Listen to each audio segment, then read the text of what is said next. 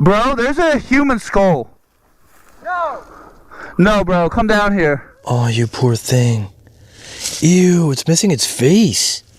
Oh, it's decapitated. What? Oh, go. It's coming.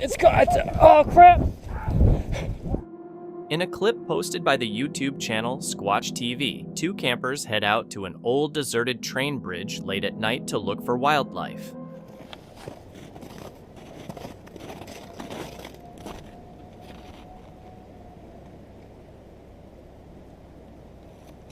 It's hard to tell with the wind, but it almost sounded like something definitely made some kind of noises over there.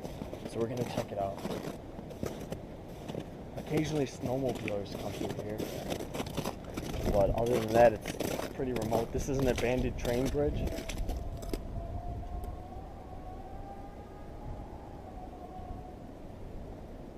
Okay. I almost kind of don't want to go back over there. Yeah, my brother said he heard some weird things, but that's pretty weird. I've never heard a grizzly bear sound like that before. Whew. You got like chills going down your spine?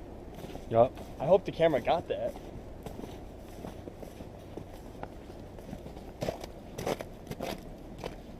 Technically, this train bridge is trespassing, so no one comes by here anymore. So we come here late at night, search for animals, stuff like that. But there's no people back here. As they walk along the worn railroad tracks, they catch a strange sound coming from far off, something they don't recognize. It slowly grows louder, shifting through the trees as it moves closer.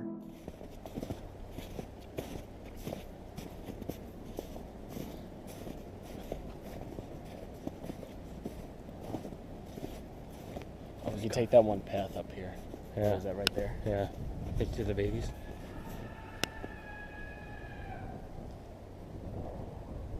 Oh, baby.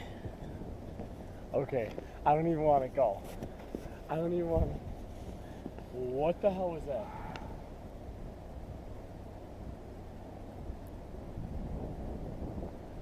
Dude. Should we? You Do it for the video? got your knife? Yeah, but what the? That's the deer tracks. Oh, did you ever hear like a rabbit get? They Yeah. sound pretty That was too loud, though. far to turn back. Yeah. We can turn back, really. Shh. I should have my rifle. Now people think I'm night hunting. Holy.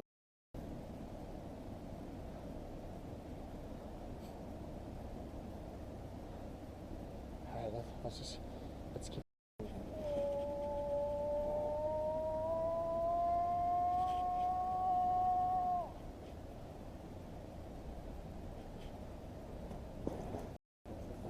Yeah.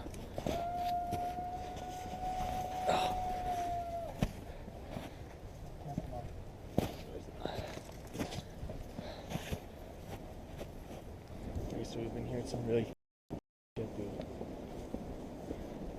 I'm only giving it like maybe 5 more minutes. So we're walking. Yeah. We're in the middle of the woods, about half an hour from my house. I only got a knife, but that's not gonna stop a grizzly bear or whatever this is. So. Yeah. It's coming from up there. I don't even know if I want to. We'll see what it is, but at the same time, it's like, I mean, this is like something unknown. Alright. Let's be safe how long we're out here, because I think there's a storm coming. It's getting real windy. Alright.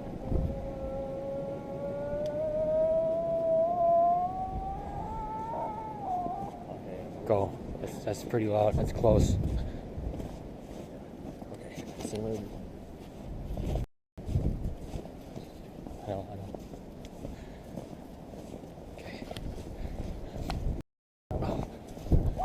Oh, go! It's coming!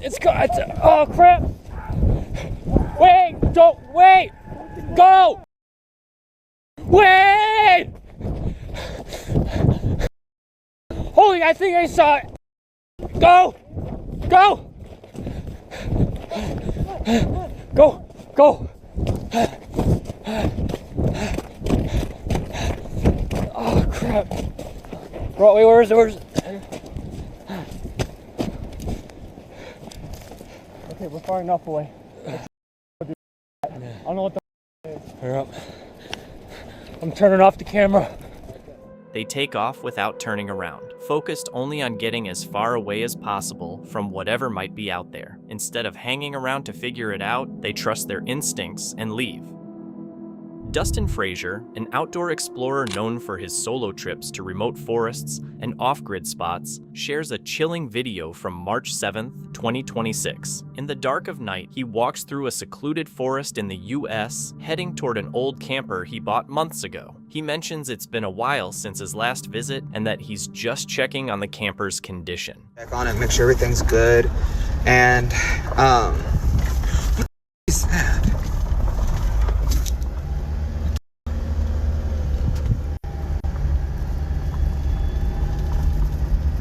Okay. I don't know if that was like... When Dustin reaches the camper, he quickly shows its state. The tarp covering it has partially come off, and he notes that it definitely needs some attention after being left untouched for so long.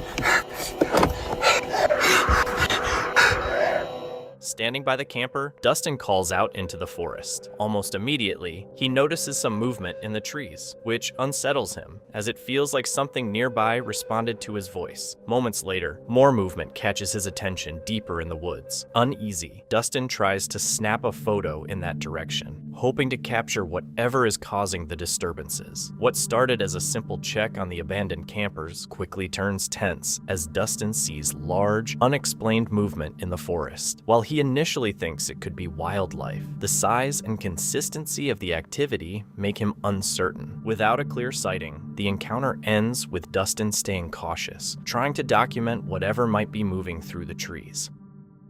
Lomar returns to one of the eeriest places in Nova Scotia, the Caribou Mines wildlands. Known for camping alone in locations most people wouldn't even drive past, he isn't just chasing ghosts this time. Locals have whispered for decades about a territorial creature living there, one that no one has been able to identify. The area's history is unsettling enough. Once home to one of the province's most productive gold mines, it's now an overgrown ghost town. Nature has reclaimed most of the buildings, with the few remaining ones rotting under moss and silence. But for Lomar, it isn't the decay that unnerves him, it's the stillness. Rambunctious, a little out of control.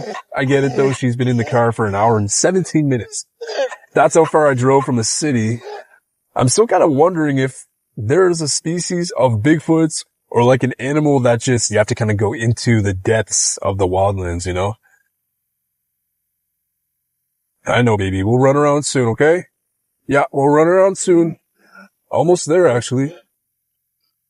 Yeah, I know she sounds like a moaning donkey, but that's all right. Hold up there, Kiki. All right, screw it. You can have the window down. We're just gonna get attacked by... Yeah, see, Kiki? Yeah, no way. So I would 100% have the windows down, but she is crazy. She's letting in all of the flies. Look at them on that freaking window right there. The forest feels unnervingly quiet, and as soon as Lomar steps out of the car, that oppressive feeling returns. A sharp, animalistic cry echoes through the trees. Unlike any local wildlife, he discovers a massive, round print in the mud with shapes resembling fingers more than claws. Whatever it wasn't a deer or a bear. As night falls, the tension deepens. So, see that? See that like little dot right there? That's what I saw. Jesus, hell. Oh, I thought I just like had a spear rush up to me. What is that? I think that's a handprint or some sort of finger thing. Yeah, that's a palm, bro. That's literally a palm. What the hell is that? Is that a foot? Is that a foot? Like, it literally looks like a backwards hand or a foot. I'm trying to get this, like, perfectly lit for you guys, but it looks like from this way, like a foot. Bro, what the hell? That's what hit the thing. That's what hit the thing, man. Yeah, that big sound, that's what hit the thing. At one point, Lomar glimpses something dark moving shoulder high through the brush. His dog, Kiki, is restless, barking at shadows and growling at nothing, pressing against him as if waiting for trouble. Lomar keeps the mood casual for the camera, even cooking dinner, but there's an undercurrent he can't hide. This forest doesn't just feel strange, it feels unwelcoming. So many bugs got in. Okay, I'm hearing something. That was definitely something. I just don't know how far I can go. This is not looking good.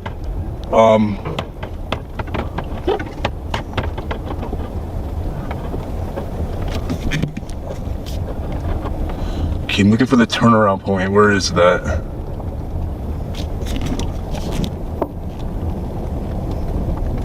Did I pass it? Where am I going right now?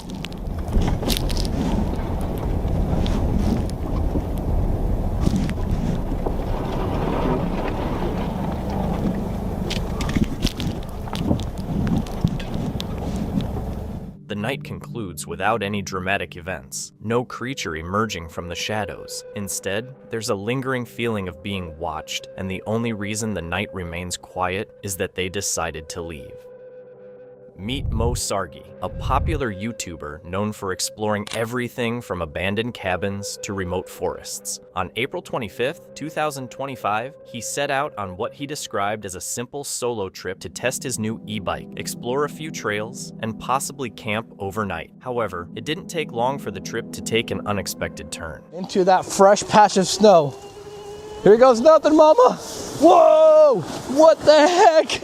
That is crazy. I literally thought I would have fallen. The trails were uneven and covered in puddles that seemed shallow but weren't. His feet quickly became soaked and cold, making him consider ending the trip early. Despite this, he continued searching for a campsite, but each spot he checked was muddy, flooded, or unusable. After several failed attempts, he decided to head to a different location, the haunted doll forest. When he arrived, not much had changed since his last visit. Yo. All right, we got some dolls here, all over the trees there. The creepy ones. Oh my God, I cannot believe they're still here after all these years. And the extra creepy ones are just back down this way.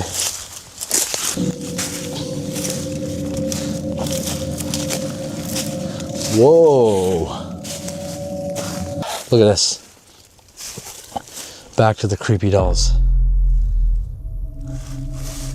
If you've missed my doll forest series in the past, I've done a lot of videos out here. And there's just so many freaking creepy dolls. Like, look at this. And this. And this. So many of them. The dolls weren't just in the trees. They appeared in other places as well. It's always a creepy time when you're walking in the forest and you find legs of another doll. And more parts of a doll. Freaking creepy. Yeah. This one over here. Oh. Whoa. Holy. Soon after, he heard a strange sound echoing through the forest. Right? What the is that?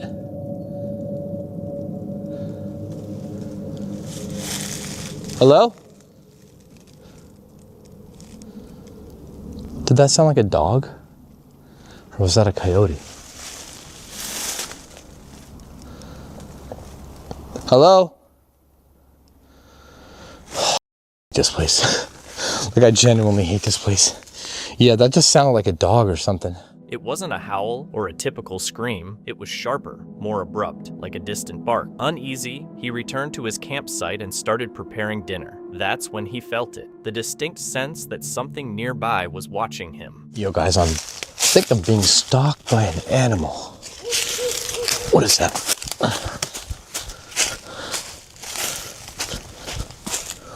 Oh, what is that? Oh, it's a porcupine. That's a big one. Yo, I've never seen one in real life. Yeah, I seen something like heading my way. I was kind of laying down, waiting for that fire to calm down. And I seen something heading my way. And at first I thought it was like a little black bear or something. But then I'm like, what the hell is that thing? I don't see any logs. I just see a lot of like tiny sticks. What is that? Shh. What are you? Shh. Animal. There's something there. That's an animal, right? Like that is... I am seeing an animal.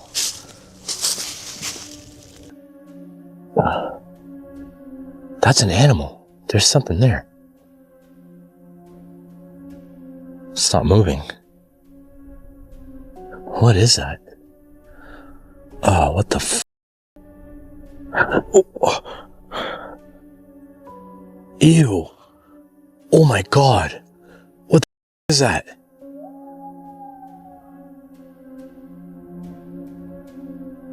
Yeah, I just heard some coyotes. Something smells really bad over there. Oh, what the f is this? Oh my god. No. Oh my god, no way. No.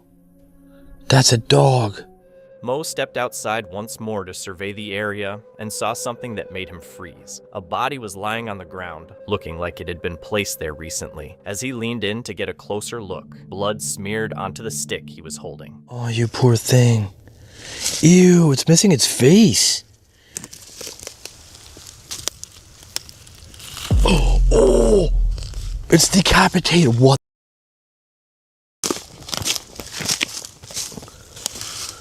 Jesus Christ. Now it makes sense why we heard a dog screaming earlier. Holy. There's like... But then there's a head. Oh no, that is a dog. That's disgusting. What, man? Why? Like, what would compel someone to do such a... At that moment, he reevaluated the sound he had heard earlier. It probably wasn't a coyote. The situation appeared recent, and whoever or whatever was responsible had left the body in the open. Feeling uneasy, he decided to leave. I'm packing my... man.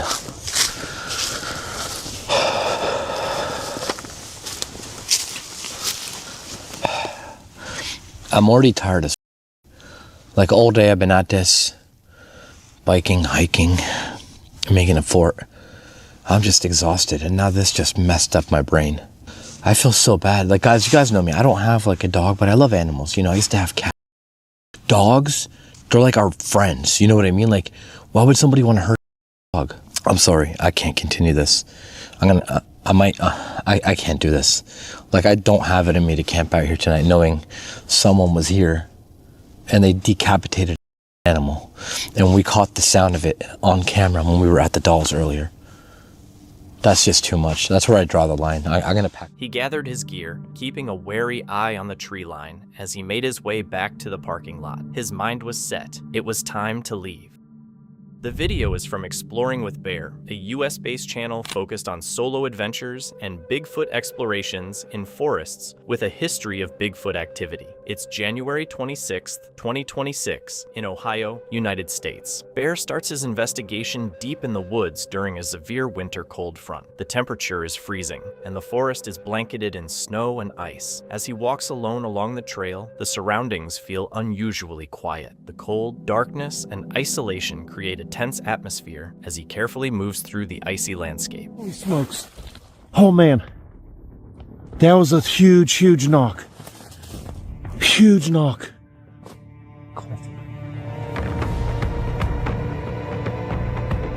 Whoop!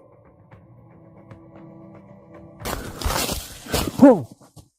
Later in the exploration, Bear finds a large teepee-style structure made of branches. Fresh footprints lead directly into the structure, indicating recent activity in the area. This discovery heightens his caution as he continues to navigate through the forest.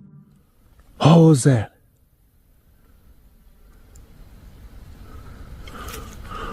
Holy smokes, man, that scared the crap out of me. Look at this place. I don't think...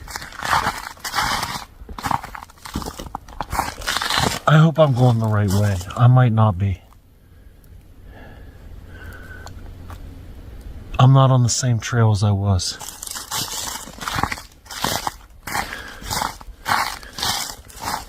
Oh!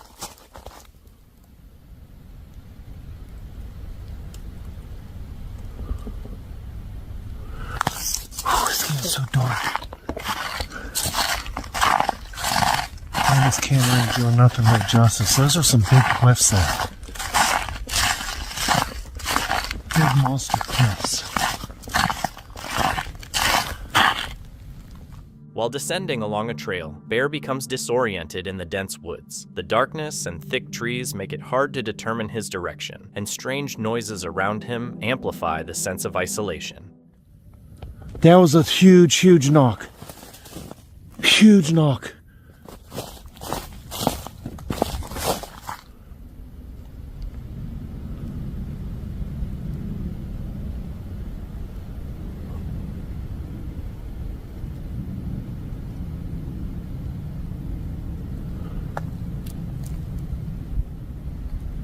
Something's walking.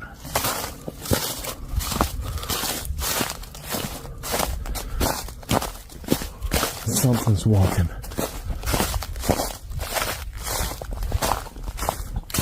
Oh! I about twisted my ankle. Soon after, loud knocks and sounds resembling footsteps seem to follow him through the forest. The repeated noises make him more aware of his surroundings as he cautiously continues down the trail. Double timing it back, there was multiple knocks and things running. Pretty much chasing me out of the forest. No.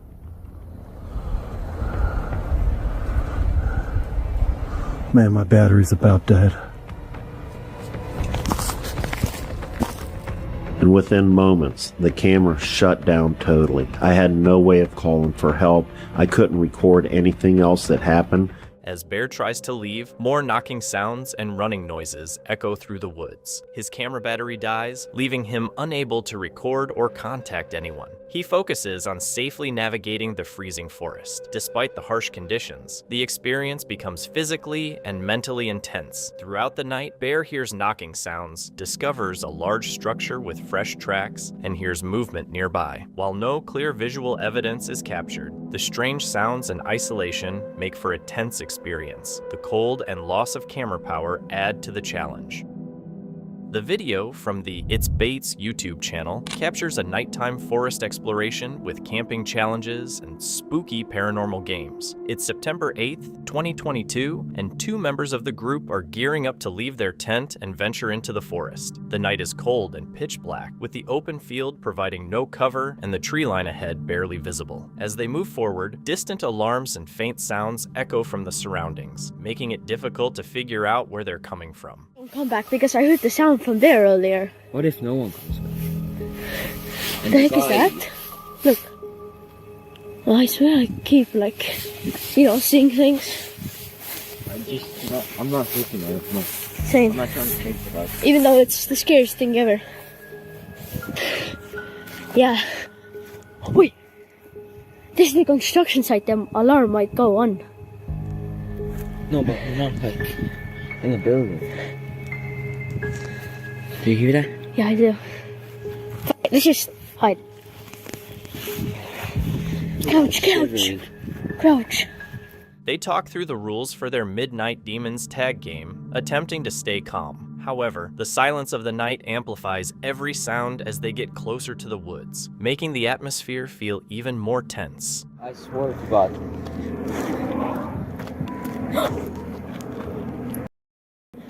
What? What is that? What is that? Where? Oh, this is What turbans. Is that a stipends? That's a stipend. Oh my god. Yo. Oh my god. Thank god, stipends. What? Did you see something? I don't know, we heard like... We saw like a red thing and then we heard something. I was in the middle of the field, I was trying to get to you guys. I went to the like forest area back there. Yeah. Like all the way back there. Yeah. And I swear I heard like... Wait, you went all the way back there? Yeah, I was like back there. Like you see this forest, like big trees. One of the group members suddenly spots what appears to be a red light or figure in the distance, causing everyone to react right away, unsure if it's one of their friends or something else. Later, one member admits to trying to scare the others, but the strange sounds from the forest remain unexplained. The group spends the rest of the night in the tent, discussing what happened during the game. While some moments turned out to be pranks, the darkness, open field, and constant background noises made the experience far more intense than they had anticipated. Thomas runs an outdoor adventure channel, often camping deep in the forest with his dog. Over the years, he's had a few odd encounters, but nothing staged, just the usual things that happen when you're out in the wild. This trip, however, he wanted to push himself. A night alone in the forest, with no dog and no backup. It was his first real solo wild camp. The spot wasn't just any public woodland. It was private land where he had permission to stay, which gave him some peace of mind. He explored until he found the perfect clearing, close to his car, but still secluded. The reasons why this is a very special episode. Reason number one is that it's my first time ever doing a solo woodland camp. In fact, it's not just my first time ever doing a solo woodland camp, it's technically my first time ever doing a truly solo wild camp, because the only one other one that I've done was the one at the beach. And that had Archie in it. Whereas today, I combined today and tonight there. Whereas today, I'm totally on my own. And when I say totally on my own, I mean it. Because this is not just a public bit of woodland near where I live. This is actually private land that I've got permission to camp on tonight. All I need to do, and I've done this a few times recently, is build up this like tolerance to camping, where I know that I'm going to get a good night's sleep. I know I'm not going to get freaked out by the sounds in the night. This is a perfect spot, by the way. This is literally a perfect spot. Car's just there. Bit lame, but it's a good spot. Yeah, I've got to build up that tolerance. I've got to get used to the sounds of the woodland in the night, and knowing that I'm in a safe place that I have permission to be in. His goal was to get accustomed to the sounds of the woods at night and build confidence camping alone without letting the noises unsettle him. Once his camp was set up, he cooked a steak, went live for about an hour, and then called it a night. But I think it's time to head into bed and hunker down. It's 20 to 10. Just what I wanted. Monk chat going crazy.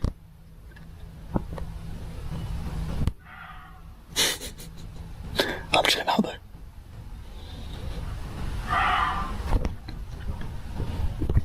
I'm glad that I caught that sort of moment of like doubt on camera.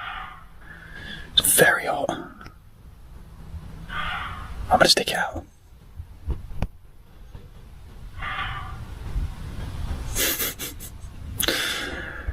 That would be a terribly freaky noise if I didn't know what it was. Before long, strange noises began echoing through the dark. At first, he dismissed it as a muntjac deer call, creepy but harmless. The issue was that the sounds didn't stop. They grew louder, closer, and more frequent until the tension became overwhelming.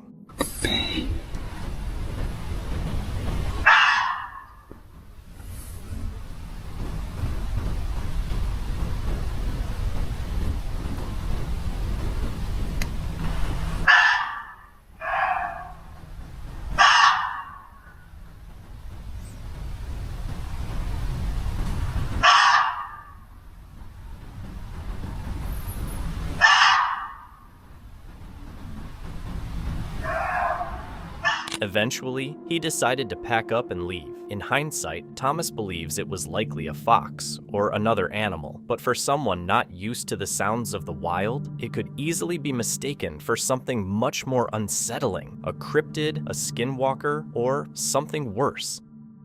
On a freezing winter night in 2023, YouTuber Exploring with Bear went on a solo camping trip to test a tent heater and an ME. While building his campfire, he heard something unusual. Over there right now. You guys hear that?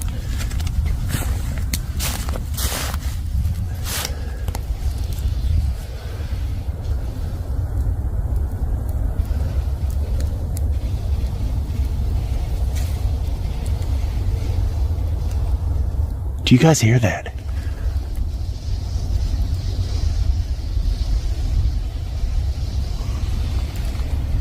It's getting closer. It's like something's being dragged. He hears a loud dragging sound moving through the woods. Later, he mentions that the area is known as Bigfoot territory. Interesting tidbit of this location out here. It is Bigfoot country also. There's that one show, Finding Bigfoot it might be called.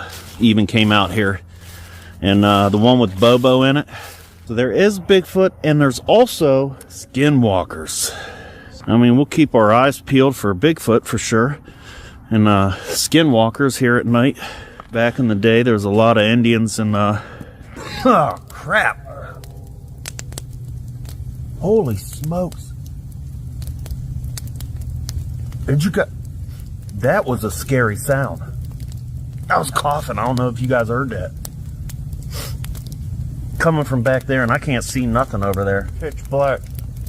Oh, my flashlight ain't working now. Wonderful. The heck was that? That night, he spotted something in the distance. And over there, because right now the light's in my eyes and I can't see nothing over there. But my eyes were starting to get a little adjusted to the dark because I had no lights on. I was just sitting here. It looked like something white. Like I could see, I could make out something white.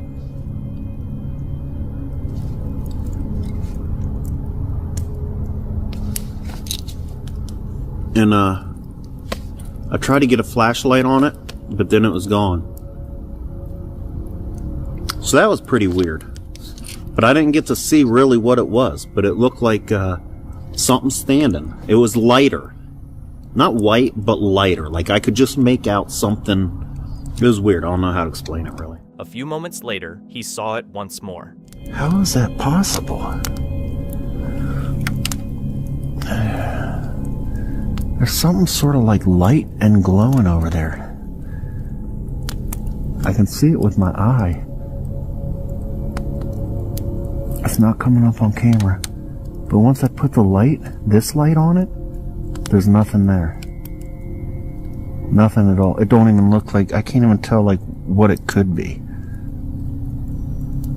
It's like nothing. Light off though, and it's there. That is weird. I do not know what that is. Every time he pointed his light toward it, it vanished. Unable to capture it on camera, he became shaken, packed up early, and left the woods. A chilling video was posted by the YouTube channel Work Less, Enjoy Life More, run by creator Larry, on October 16th, 2022. What started as a calm trip quickly fell apart while he was camping about 12 miles south of Williams, when something transformed a normal night into a terrifying one. The footage jumped straight into the inside of his RV with no intro or context. Just the camera turning on as he breathes hard, making it clear whatever was happening outside had already started.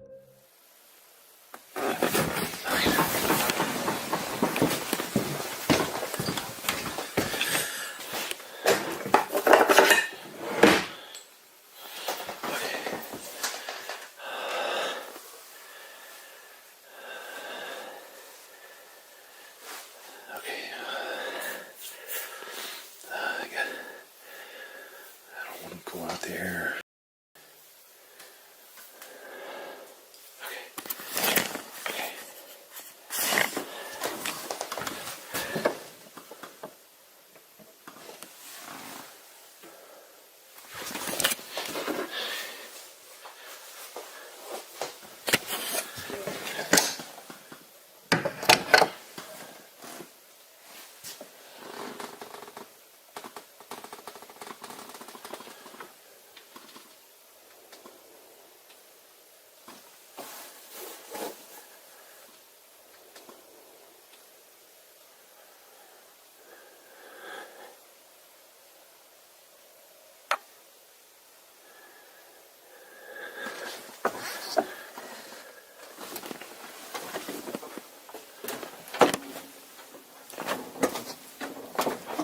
Out of nowhere, a woman's scream cuts through the quiet from somewhere beyond the camper. It sounds close, unmistakably human, and full of panic. With his heart racing, he opens the RV door and steps into the dark, slowly scanning the trees with his flashlight. The light slices through the night but shows nothing. No movement, no person, no clue where the scream came from. The woods are unnervingly quiet, even though the sound felt disturbingly real. Set on figuring it out, he carefully moves forward, and that's when he spots something.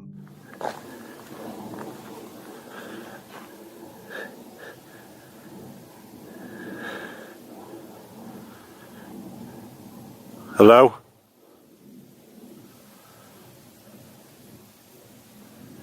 Do you need help?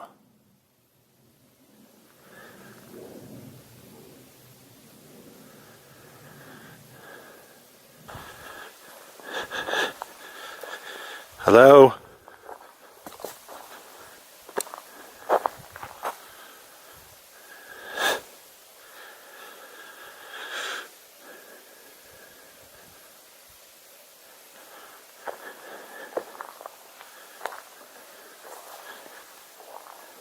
Do you need help?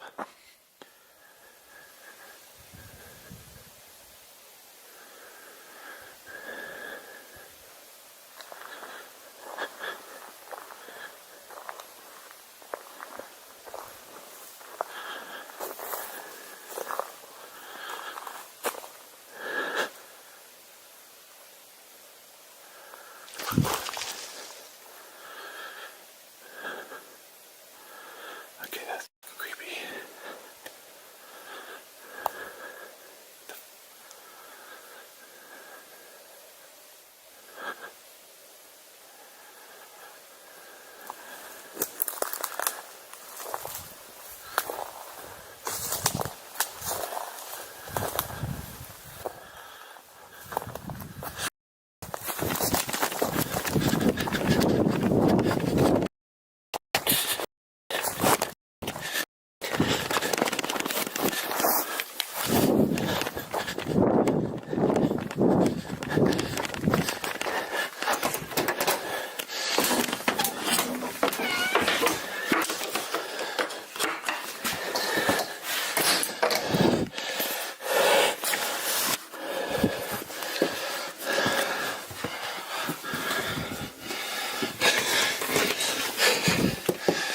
Somebody out there.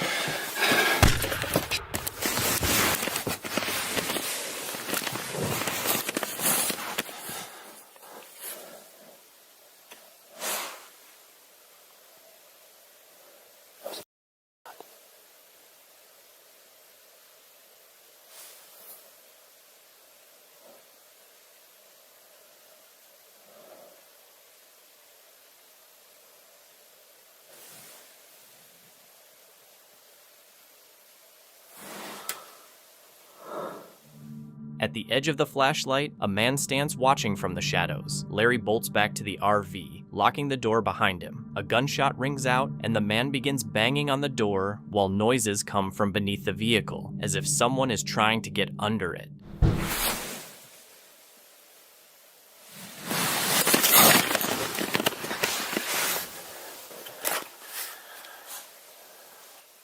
What do you want?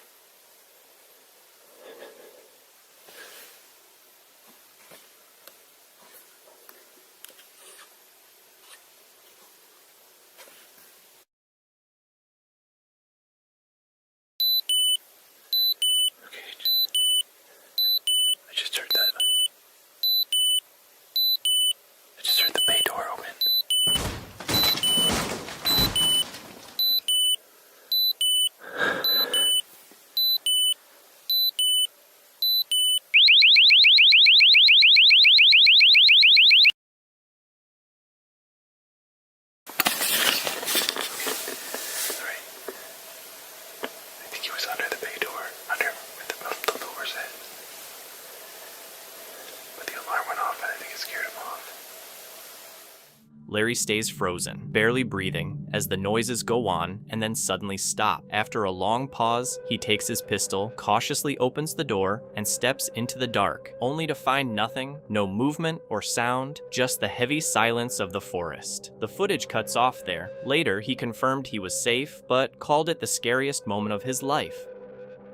The unsettling video comes from Rachel and Tommy, a US-based duo who explore remote wilderness areas, document unusual wildlife behavior, and sometimes investigate cryptids. On September 3rd, 2023, they find themselves in a high-elevation forest in New Mexico. As night falls, they begin to settle in, but the peaceful mountain air and quiet surroundings quickly feel off. The usual sounds of wildlife, birds, frogs, and insects are entirely missing, creating a strange and tense atmosphere. Sensing the unusual stillness, they stay alert, keeping their cameras and phones ready as they observe the woods around them. I've heard that Bigfoot, Sasquatch, things can be attracted to people. I kind of sometimes wish they weren't. No, because... But it's just deathly silent out here. A faint howl echoes through the forest, distant but unmistakable. Rachel and Tommy discuss what could have caused the noise, wondering if it was a large animal or something more out of the ordinary. Because that don't normally happen. No, this doesn't happen. It's eerily quiet. Yeah. Let's just be quiet and listen for a second. Once the howl fades, the forest falls eerily silent again. Rachel notices movement in the nearby trees, but it's too dark and far to make out clearly. Both investigators point their cameras in that direction and stay still, hoping to capture whatever might be moving through the forest. Howl. It was a long ways off, but that was a howl. Badger is looking over that way, intently. He does this at marks too. Mm-hmm. Later, a strange growling or gurgling noise is heard nearby. The unsettling sound, paired with the eerie silence of the forest, creates a tension that's more intense than during any of their previous visits. After documenting the activity for a while longer, they decide to end the session early, noting that the forest has never felt this strange during any of their past trips. The video is from The Journey is the Destination, a US-based exploration channel that focuses on immersive adventures into remote, abandoned, and occasionally paranormal locations. It's March 7th, 2026, at Horseshoe Bend in the Green Swamp area, Florida, United States. The host comments, "Definitely feels like I'm being watched." Being watched.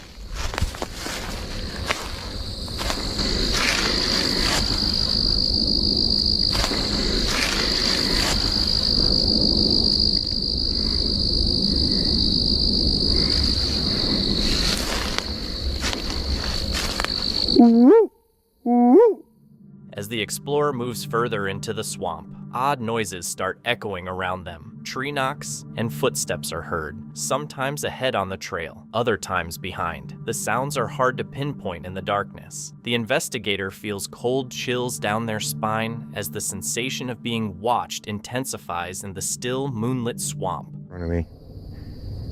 No question. In front of me. No question. What was that? Oh man, I just walked through a spider web. I wonder if my camera picked that up. Ooh, it's like ice cold right here too.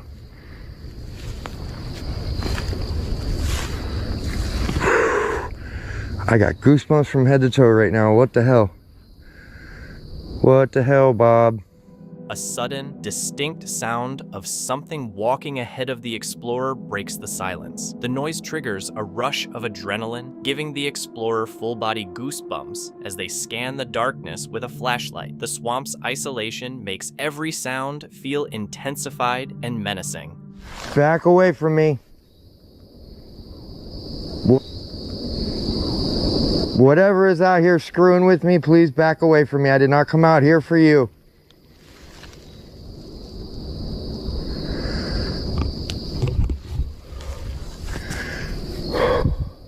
All right, my friends. I've been out here for the better part of a couple hours now. The tension peaks as the explorer starts to feel surrounded by an unseen presence. Despite shining the flashlight through the trees and brush, nothing reveals itself. Growing more uneasy, the investigator cautiously begins retreating toward the exit. Just before leaving, they sense a figure or presence nearby in the darkness. With the flashlight losing power, they decide it's safer to leave immediately. The investigation only adds to the unsettling reputation of Horseshoe Bend in the Green Swamp. Throughout the night, the explorer experiences unexplained sounds like tree knocks, footsteps, and objects hitting the ground, along with sudden cold chills and strange smells in the air. Although nothing is clearly seen, the repeated disturbances create a strong feeling of being watched. As the investigator leaves the swamp, they reflect that the area remains a place full of strange experiences and unresolved mysteries. Exploring the Unknown is a US-based paranormal investigation channel that documents real-time explorations of eerie outdoor locations, remote forests, and places believed to have supernatural activity. On March 17th, 2024, they are in a remote island woodland area in the United States. It was just going nuts. Was it? Was it a phone? My phone? Wait. No, it's not phones. You guys weren't here. I think the two painters are Wilson, my dad. Can you do that again? The boy who's not really a painter is Ethan. Me? My phone's in I my really pocket. hope my camera caught that. Because it was like... The investigators enter the dark forest at night, knowing that earlier visits had uncovered strange items scattered across the ground. As they move through the trees, one of them suddenly hears noises nearby. Their lights reveal clusters of bones scattered on the forest floor, along with areas of disturbed soil. The discovery puts the group on high alert. Soon after, one investigator's phone unexpectedly lights up and shuts down, even though it had battery power, which they chalk up to a strange malfunction. Girl disturbed it. What girl? Brought my brother and his wife here. What kind of skull? Moved it. Yeah, what? I think it's a coyote. I don't know though. We don't have coyotes on the island. What? We don't have coyotes on. This is brand new. We didn't hear her in here. This happened this week. Got another bone right here. But this long time. They come across sections of the forest where the ground looks uneven and disturbed. The terrain seems to have been dug up or altered at some point, and nearby trees appear to be partially cleared. The investigators speculate that the area may have been tampered with in the past, increasing the tension of the exploration. These two are looking rough. They've been eaten. Where's the far one? It's right over there, but it's been moved. It's by Brian. But look at how they're laying. They're both laying the same way on a little leaf plate. And like they've been there for a while now, so. It was about right where my right foot is. They discover several small areas with animal remains placed on leaves or natural debris. Although the remains are mostly decomposed, the smell is faint. The deliberate arrangement of the animals raises their concerns about what may have created it. One investigator uses a K2 meter near the site, and it suddenly spikes, indicating electromagnetic activity. Surprised, the team interprets it as a possible reaction to their presence. Later, when one investigator suggests the animal placements could be part of a burial or ritual, the K2 meter spikes again, making the group feel as though something is responding to their comments. Towards the end of the investigation, a light turns on and off in a nearby house. The team can't tell if someone inside noticed them or if it was just coincidental, but the moment adds extra tension before they leave. The chilling video comes from Bigfooter Gary, a US-based outdoors and wildlife channel known for solo hikes, trail camera setups, and real-time wildlife encounters. The creator is recognized for straightforward documentation with minimal exaggeration, often capturing tense moments while navigating remote areas and testing outdoor gear. On October 15th, 2024, in a snow-covered swamp and woodland near his property in the United States, he carries camera equipment and prepares for low-light conditions. Moving cautiously through the swampy forest, the frost, wind, and falling snow make the terrain challenging, while the quiet surroundings add to the uneasy atmosphere as he follows narrow woodland paths. I just heard something behind me, guys. It sounded like a growl. I'll film with the camcorder, and as I turn around to go back and get the camera, something freaking growled right behind me, guys. You not. It scared me and I freaking ran. I'm not gonna lie, I friggin' ran. As Gary tries to retrieve one of his trail cameras, the growl is heard again. Startled, he quickly backs away and starts moving faster through the woods, temporarily leaving the camera behind as he distances himself from whatever made the sound. After returning to continue filming, Gary struggles to find the right trail through the thick woods. The forest seems darker and more disorienting in the snow, and more growls echo through the trees, keeping him on edge as he presses forward. It's still out here somewhere, and I can't see 30 yards in front of me, so there's an example of how dark it is out here, guys, when I turn off the headlamp.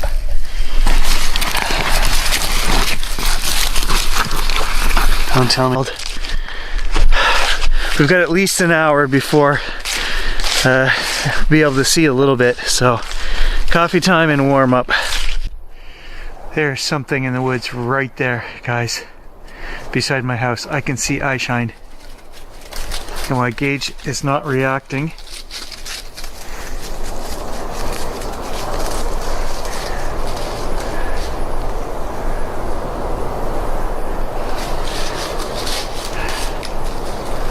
I could see it was shining right there.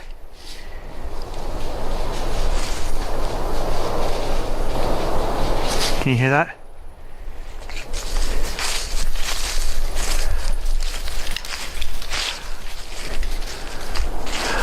Is it the bear? There, Gage suddenly realizes something. Once things settle, Gary returns to check the trail camera and replace its batteries to get it working again. While the immediate danger has passed, the earlier encounter makes him noticeably more cautious as he continues his work. What started as a routine morning hike to service the trail cameras quickly escalates into a tense wildlife encounter. The snowfall, limited visibility, and dense woods heighten his sense of vulnerability, while the growls keep him on high alert. Though he later discovers a bear was responsible for the sounds, the experience underscores how quickly normal outdoor tasks can turn stressful when facing large wildlife in remote areas. The unsettling video is from Wandering Wild Things, a Yucca-based outdoor adventure channel where the host, along with her dogs, explores remote camping spots, rivers, and forests, capturing her wilderness trips, camp setups, and the unexpected moments that come with camping alone. On February 25th, 2026, in a riverside woodland in the UK, she drives carefully along a muddy track before stopping to explore the campsite with her dogs. The ground is damp and uneven, with broken glass scattered around, which she starts collecting to keep her dogs safe. What's going on? She's acting like there's someone over there, but I don't see anything. Shh, and Willow is not the barker. Willow doesn't do this. So if Willow's doing this, something's freaking her out. Hey, Willow, it's okay. Olive's not freaked out. As the host walks through the area, Willow suddenly starts growling and barking at the trees. The reaction is quick and unusual, immediately catching the host's attention. She stops what she's doing and looks in the same direction, trying to figure out what the dog has seen. Hold on, you guys. Come here. Hey, come here. Come here. You might, if there is someone over there, I wouldn't sneak around.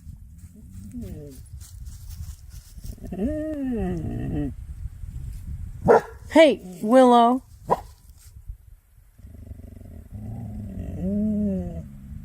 Olive, do you see anything? Do you see anything? Who's there? Willow Dean, it's okay, baby.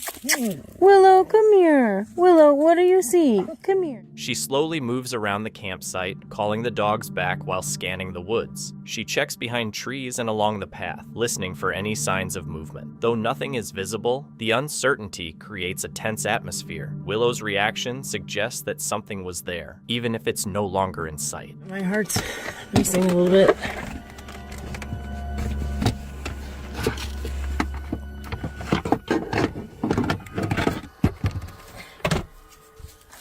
All right. What is it, Will? I don't like this. I don't like it. Is it maybe the horse person that we saw earlier? Willow, come here. Willow, come here. It's okay. It is a road. Come here. Come here, Bibs. Are you okay? What is it?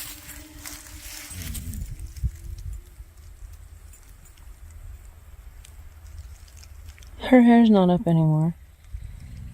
Well, it is a little bit. She's acting like someone's around.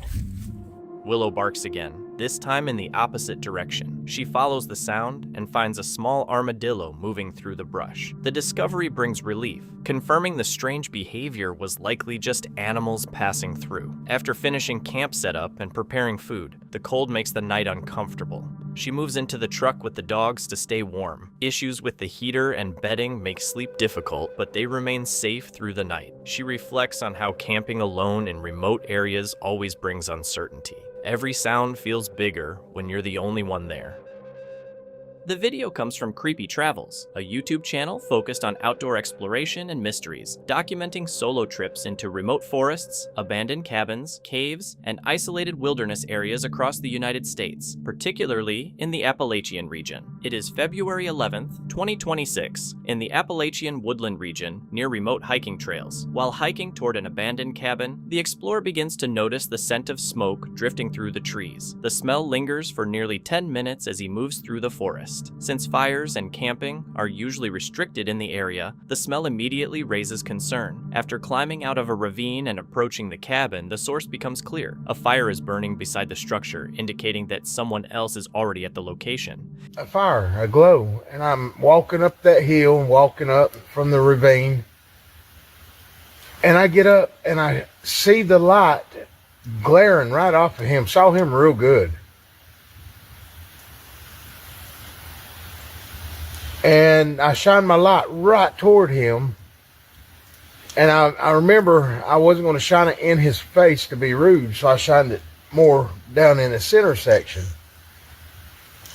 And he was like deer in headlights. It was like he didn't know what to do. And he just jumped up and he took off this way. And he went right by that tree right there, just plowing.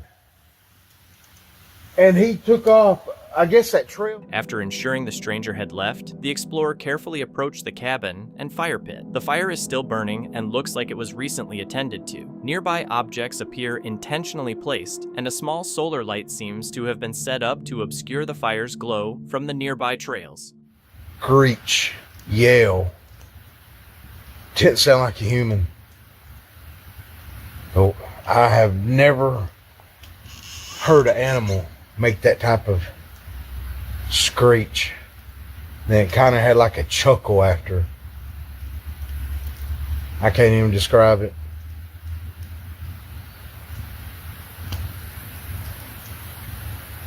I don't know what that was, but that was closer to the car, not here. I kept watching behind me, and as I walked up here, I was concerned about that all the way here.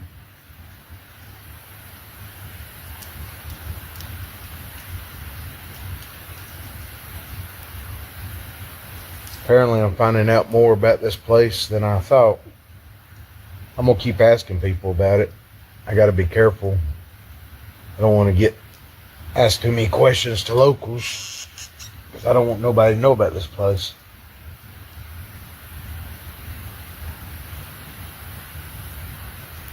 Even though I get a weird feeling out here, I love it out here. It's strange. It's been a couple hours since I've been here. That guy hasn't come back yet. Several hours later, a gunshot rings out through the woods. Close to his position, the sound is so loud that the explorer instinctively drops to the ground, initially thinking the shot might have been aimed at him.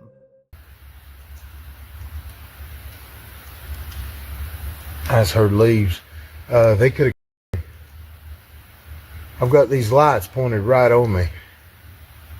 They could have easily took the back of my head out.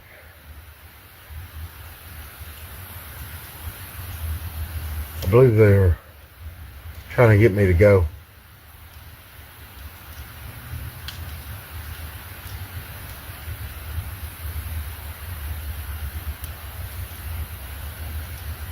fire. Woods all burnt down.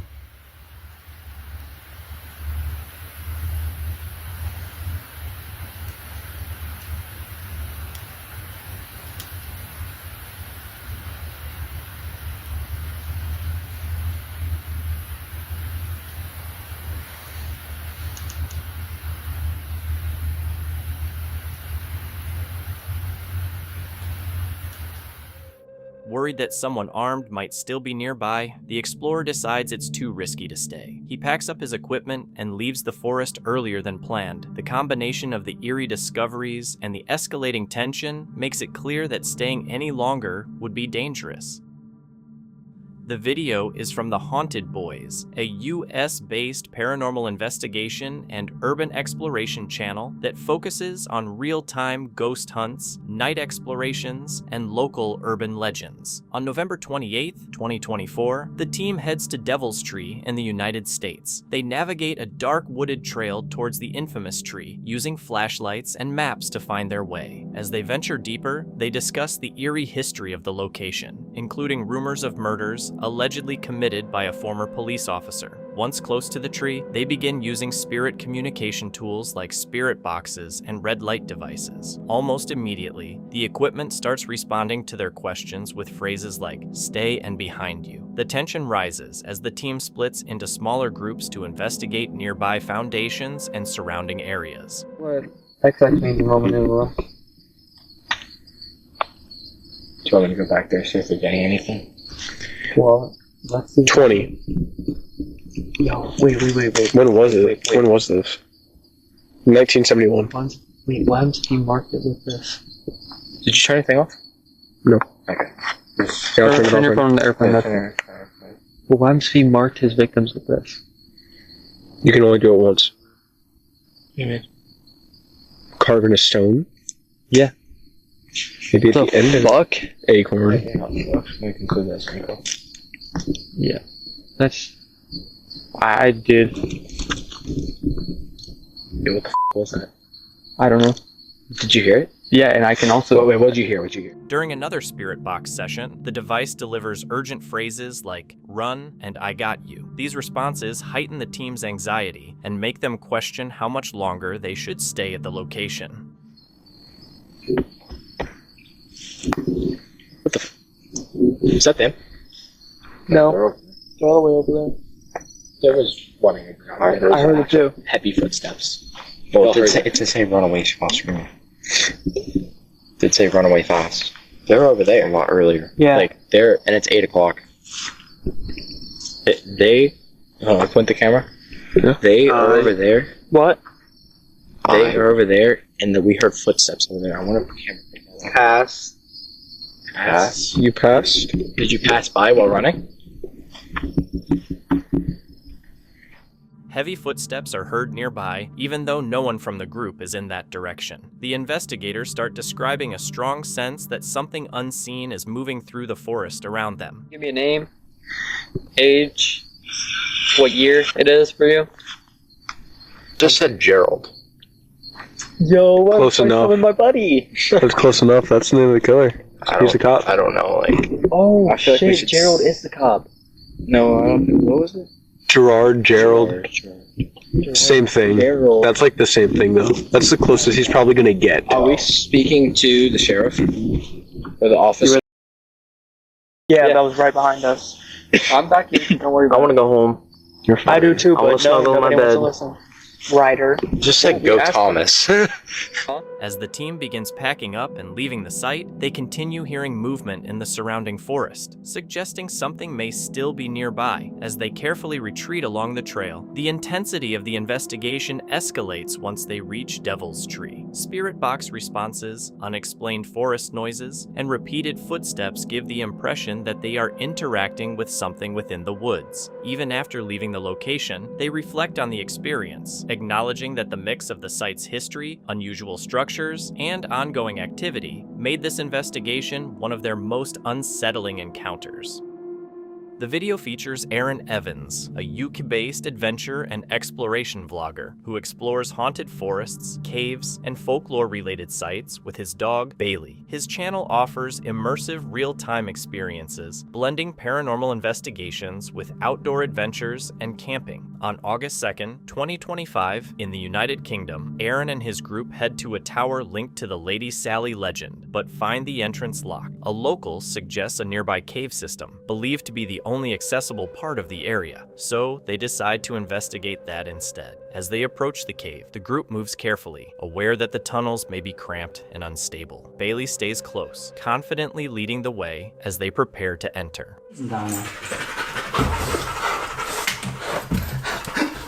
This is insane.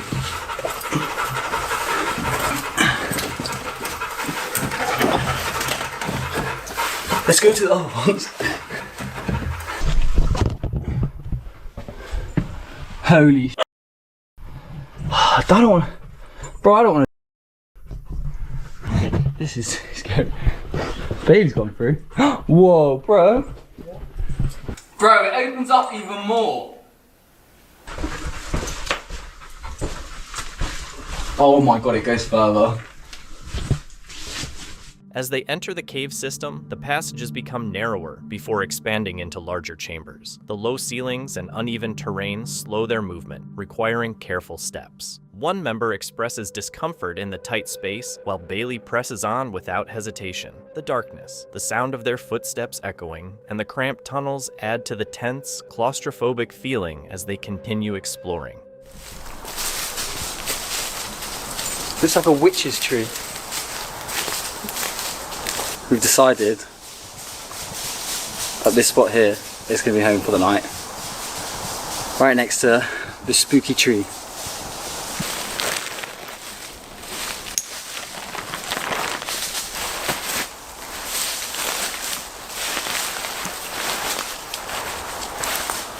Alright guys, we're just moving about 5-10 meters over from the oak tree. We've seen that there's like a branch, well I say a branch, it's basically a tree, leaning up against the oak tree. But it's... After leaving the caves, the group sets up camp near a gnarled tree that locals call the Witch's Tree. They use a stone fire pit to cook and settle in for the night. But as daylight fades, the forest begins to feel more unsettling. The small noises from the surrounding woods and shifting shadows make the area feel far more isolated than they had anticipated. Well, I didn't sleep very well last night. I could hear this like weird sort of screeching, barking animal noise most of the night, and then on top of that as well, Bailey was just like sat up almost like all night long, so I don't know what that was about, but it was an okay sleep. We're gonna get... During the night, strange screeching noises echo through the forest, sounding like animals, but unnervingly close. Bailey stays alert, reacting to movements the group can't see, but no figures appear. The tense atmosphere keeps everyone awake. By morning, they pack up and head to a nearby churchyard to search for Sally's grave, but are unable to confirm its location. No paranormal activity is recorded, but the eerie experience leaves the area feeling unsettling. The trip ends without answers, reinforcing the location's reputation as a mysterious spot. Sasquatch and Paranormal in Wineberry Holler is an independent investigation channel documenting possible Sasquatch activity and unexplained events around Wineberry Holler in the United States. On February 15, 2026, the investigation takes place on a remote woodland property near an abandoned railway hotel in the United States. Things to everybody that needed stuff down here this way and all over. And one of the stops was a old hotel and bar. There have been confirmed here. There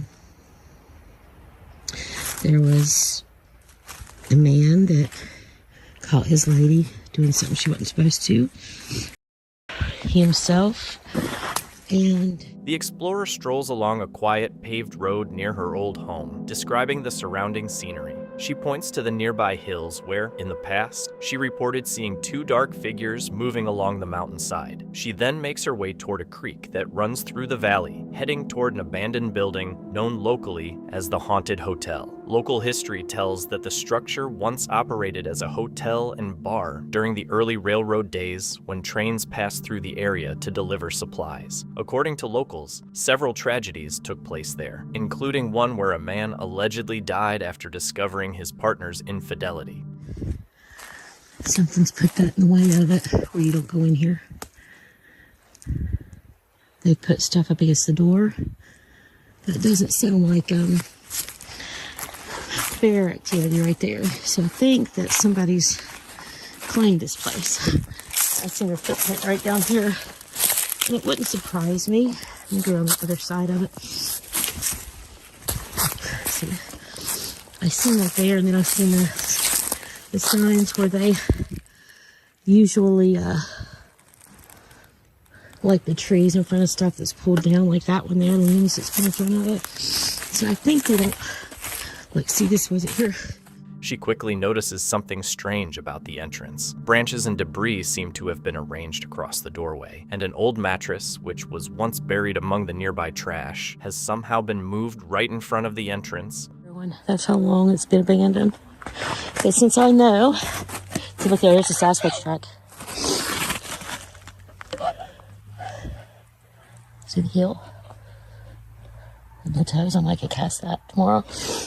I'll step on so they have, I suspected, because this lady, she lives right over there. They watched one step across the road. I tell the story a lot. It took one step in the middle and 2 steps on the side of it. So it took 2, there's all kind of Sasquatch tracks right here. So they're here. She recalls a witness account related to the same location. A man who once lived nearby in a camper reportedly said that one night his dogs started barking aggressively. When he went outside to check, he claimed to have seen a large shadowy figure crossing the property before vanishing into the darkness. I know now that they're hiding in there. I need to look for tracks in snow, because that track was fresh and it would be going across the creek and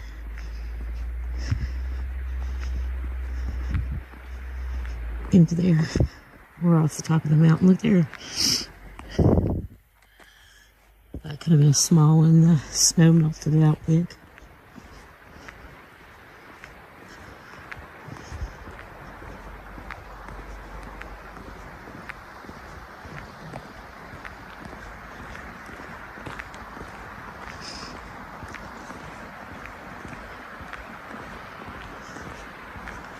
Like that way.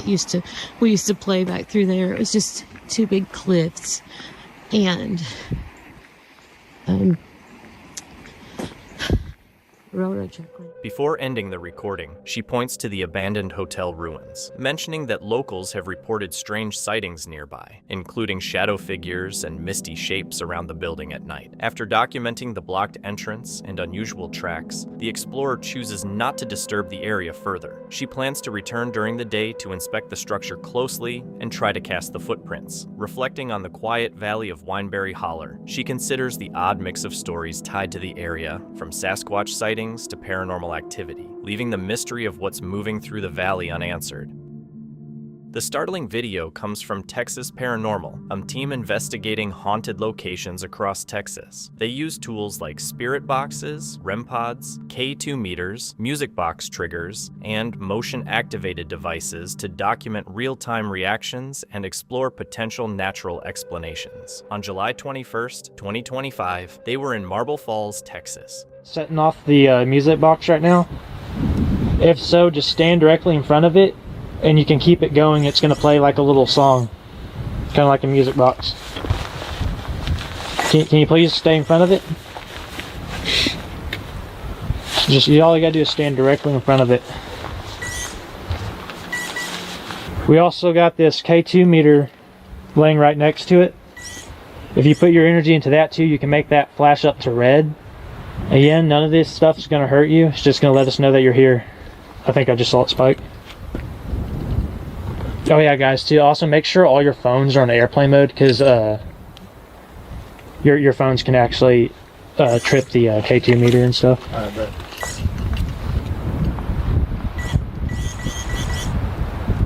Alright, can you stay standing directly in front of it?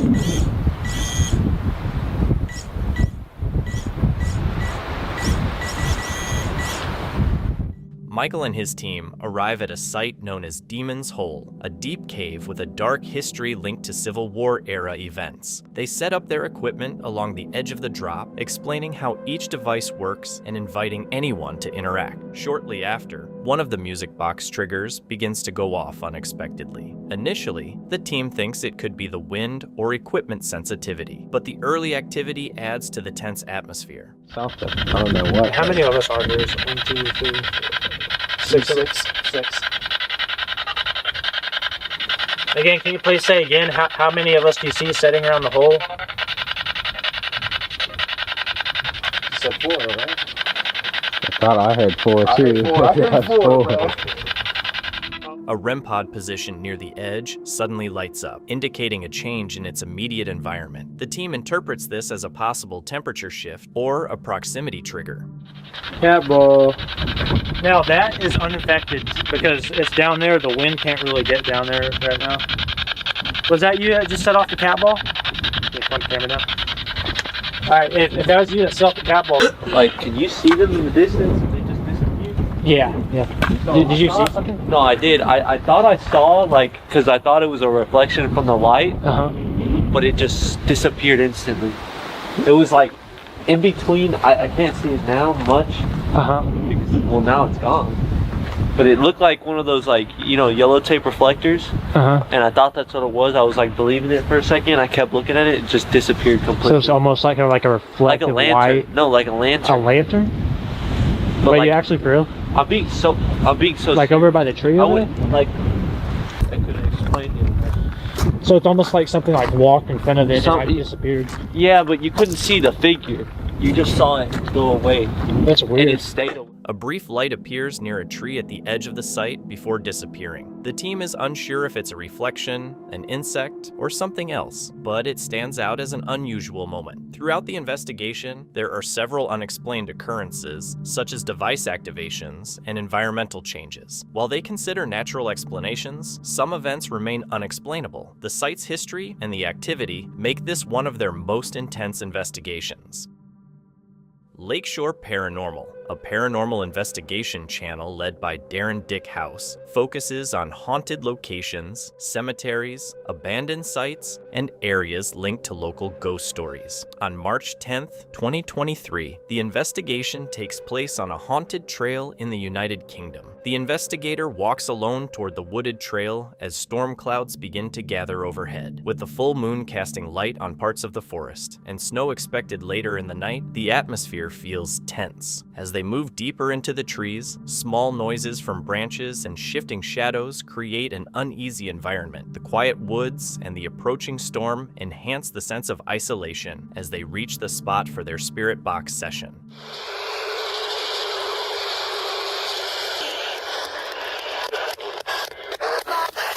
How's this? Does this work better?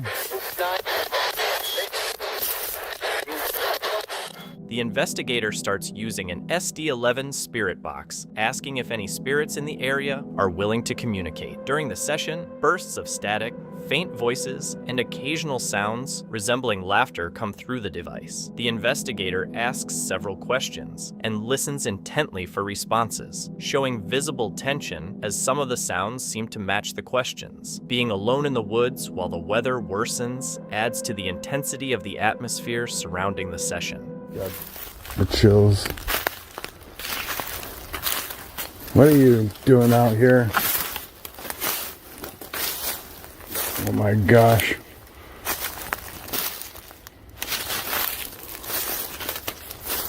We gotta find our way back now. After finishing the spirit box session, the investigator attempts to return along the trail. However, the darkness and the repetitive layout of the trees make it difficult to navigate. For a brief moment, they struggle to find the correct path, expressing concern about getting lost in the forest. Eventually, they identify the right direction and head back toward the trail entrance. Once safely out of the woods, the investigator reflects on the experience. The spirit box session, combined with the approaching storm and the brief disorientation in the dark forest, made the night feel especially intense. Although nothing visible occurred during the investigation, the eerie atmosphere of the trail and the unexplained sounds from the spirit box leave a lingering sense of unease as the exploration concludes. The chilling video comes from What Day Is It Wolven, a UK-based van life travel channel that documents solo road trips, stealth camping, and real-life experiences traveling across Europe. It is March 12th, 2026 in Germany, during a road trip from Copenhagen, Denmark, through Germany. After a long day of driving, the vlogger pulls over at a quiet roadside location to spend the night in his van. The area is extremely dark and isolated, with winter temperatures making the environment even more uncomfortable. Earlier that day, he had visited a small historic site resembling an old castle and a nearby memorial related to a former concentration camp. Hold on.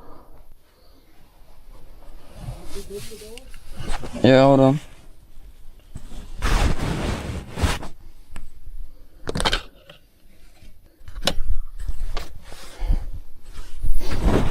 There's police outside. Don't know what they want.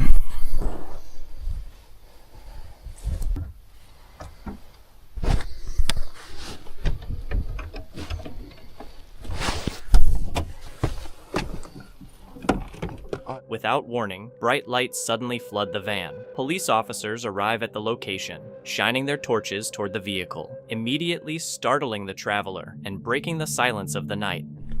Control. For identity. Oh, right. My identity. Identity. Have you got identity? Yeah. Identity Got card? my passport. Passport is as well as. Is someone somewhere else in the car? No, it's just me. Just you. Yeah.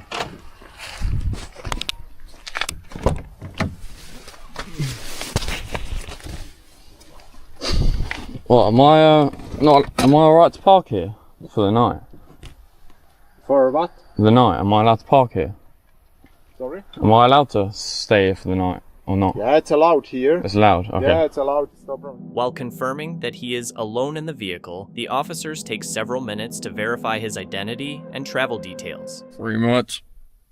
That's the first time anything like that has happened to me, but pretty much the police just knocked on the door and so I wanted all my identification, on my passport, my driving license, which I gave them, and then they took photos of it for like documentation, just to like note down like who's obviously like around, like foreign, I guess. But that's the thing with parking on like obvious areas like I have tonight.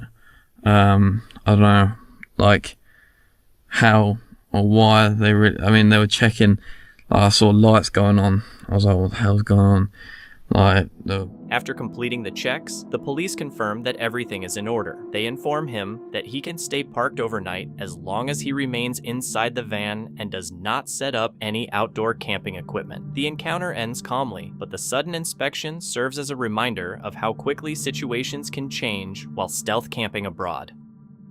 The video comes from Geronimo, a horror and paranormal YouTube channel run by Geronimo, known for immersive explorations of haunted locations and urban legends. The content focuses on real-time reactions, suspenseful storytelling, and documenting unusual sounds or experiences during night investigations. It is February 22nd, 2026 in San Antonio, Texas. I got my battery charged up and stuff, so we'll get over there soon. Ladies and gentlemen, we got our camera person. Wicked witch. This is Arsenic here. She's gonna be the camera person. She's a professional at the camera, so I trust her with my life for getting all the good parts.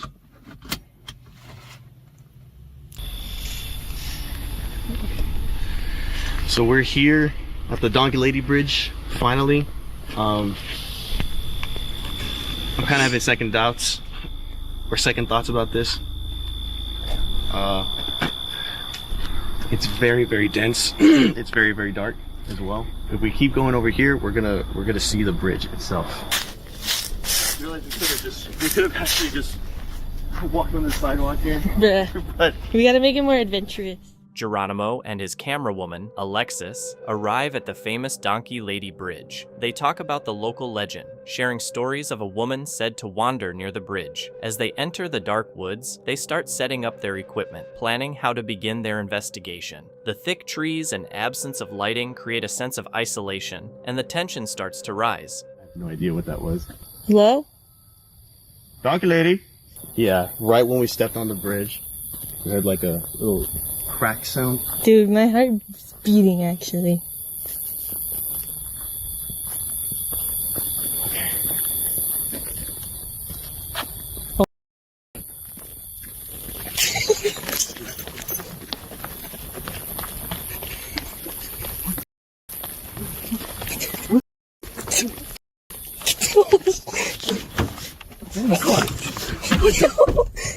What the? Oh hell no, turn the light on, turn the light on. Shortly after, they hear what sounds like footsteps rapidly approaching from the darkness surrounding the bridge. However, despite scanning the area, they can't see anyone or anything clearly. Me and Alexis, we just heard at least what sounded like footsteps running toward us. I don't know if that was the doc. That was terrifying. Scary. I'm not gonna lie. That was very, very terrifying. So we're just gonna. We were like right there, and then we heard like freaking like running or something, like across from the street. This is probably the worst thing I could ever done for this channel.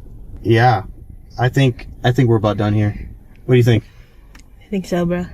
Additional running sounds echo from the nearby road, further unsettling Geronimo and Alexis. Feeling increasingly uneasy, they decide to retreat to their vehicle instead of venturing deeper into the area. The visit to Donkey Lady Bridge turns tense and unsettling, filled with unexplained noises and the sensation of something moving nearby in the darkness. Although the source of the sounds remains unclear, the combination of the local legend, isolation, and the events they experienced leaves a lasting impact. Jarbear and his nephew Jakey venture into Shadow Figure Forest for a Sasquatch hunt, a place they've never explored before. With chairs, a fire pit, and food in tow, they plan to set up camp near a frozen lake. As they move through the woods, eerie bangs and unsettling noises make them feel as though they're being watched, increasing their belief that Sasquatch may be nearby. Fire pit right here. Whoop.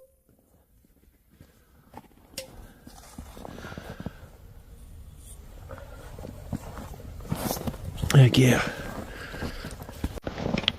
Alright, so I did bring some kindling to start with. And we got the handy dandy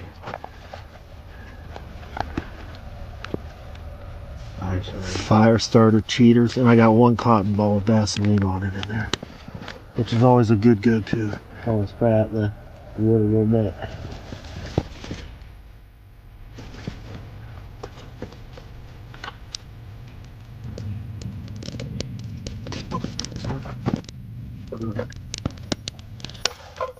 Small ones. Good right now. Oh, that'll be going nice. Yeah. Alright. You want to toss? You want to put those in there?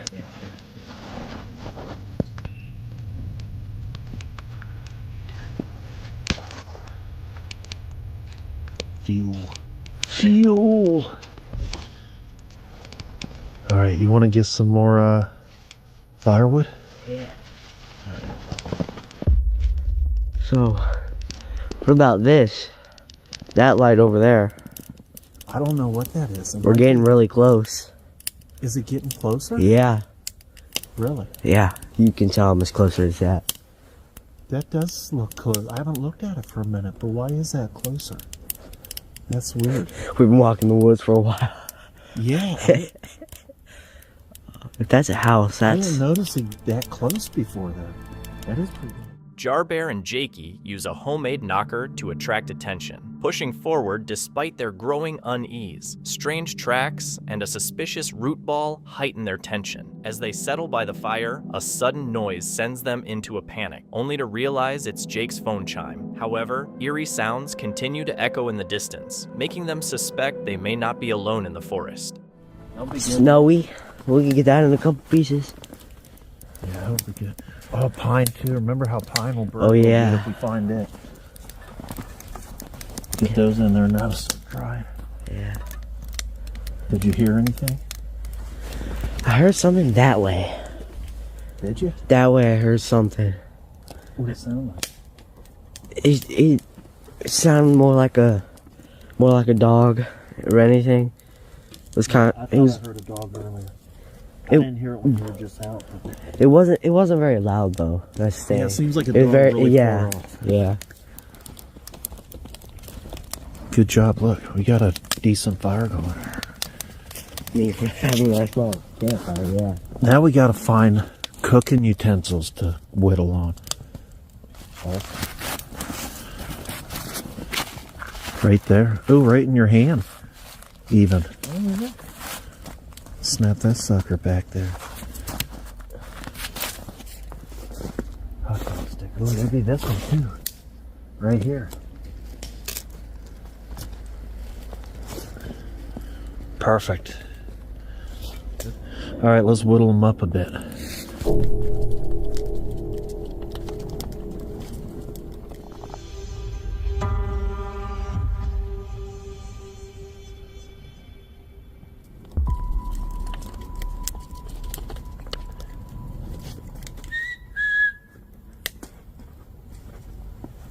What would you do if we heard that whistle come back?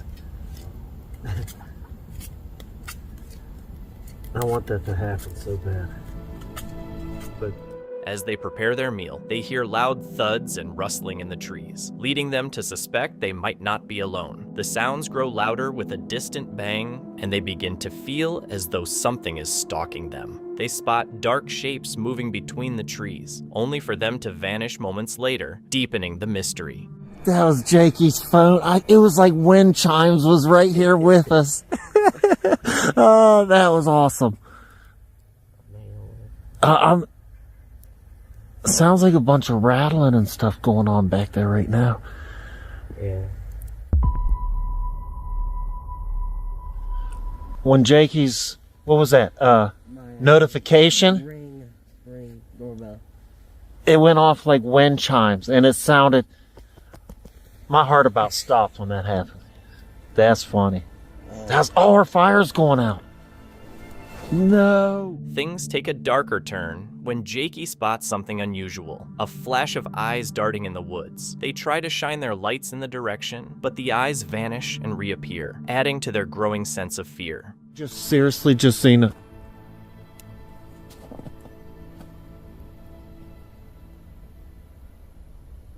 There's eyes way back there, but I just seen like a shadow arm, and it wasn't yours. I thought at first it could have been you, but it wasn't. It couldn't have been. What was the color eyes?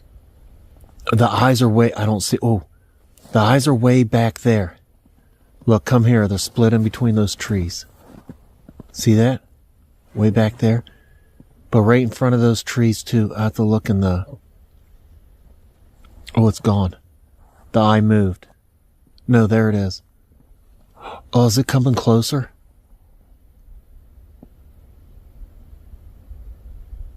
Do you see the eye yet? You don't see it? No.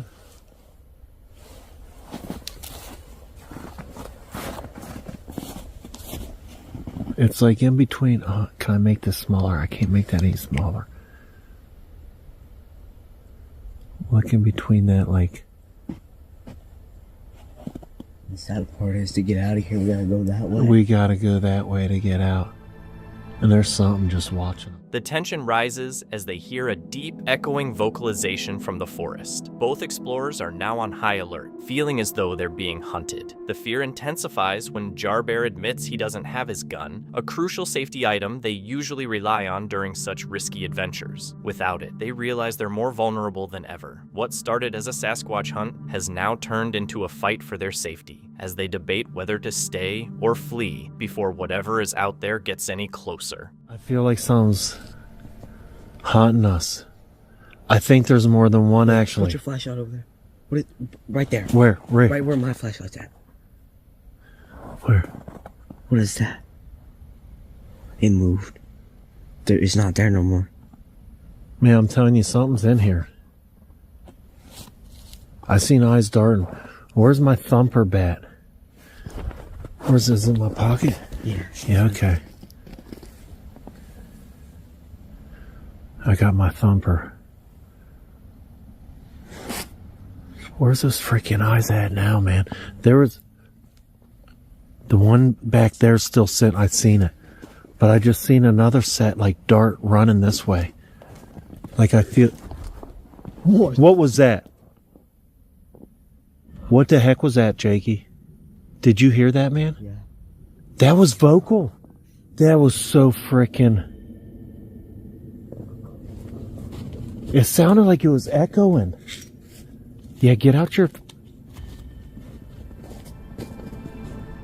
Despite the growing fear, they decide to pack up and leave, sensing that whatever was out there was getting too close for comfort. As they prepare to go, another eerie noise seals their decision to retreat. Jarbear, now more cautious than ever, admits he may have inadvertently challenged whatever was lurking in the woods. Realizing the danger, they quickly gather their gear and prepare to head out, hoping to make it back safely. Was their retreat a narrow escape, or did they unknowingly provoke something lurking in the shadows? Stray Explorer is a solo exploration and paranormal channel that focuses on overnight trips into remote forests, abandoned locations, and isolated back roads. On March 6, 2026, Andy sets up camp in a relatively flat area deep within a forest in Wales, United Kingdom. As darkness falls, he prepares his tent and cooking equipment, while the surrounding woods grow eerily quiet. Shortly after finishing his setup, he starts hearing movements outside the tent, instantly creating a sense of unease in the cold, wet woodland. Spirit Talker just said there's a man watching.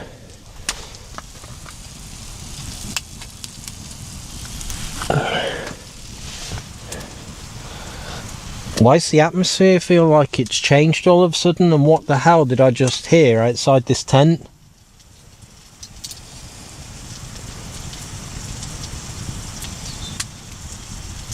Was it the man that screamed last week?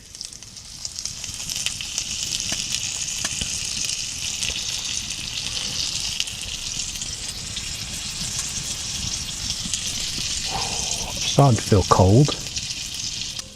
Later in the night, screams echo through the forest. The sound seems like someone crying out in distress, but Andy cannot tell if it's human or possibly an animal. The thick terrain and darkness make it too dangerous for him to investigate further.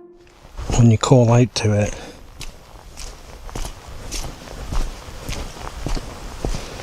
now what makes me more concerned is if that was or is a person or people, a normal person would respond if someone shouted hello.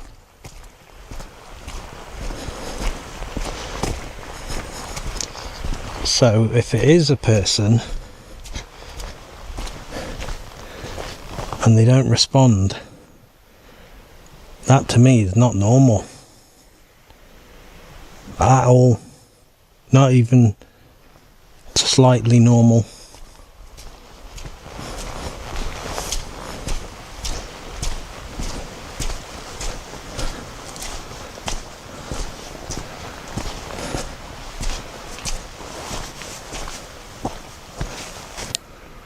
What is out here? Andy calls out into the darkness, asking if anyone nearby needs help or if someone is there. No response comes, leaving the situation unresolved and increasing the tension of the night.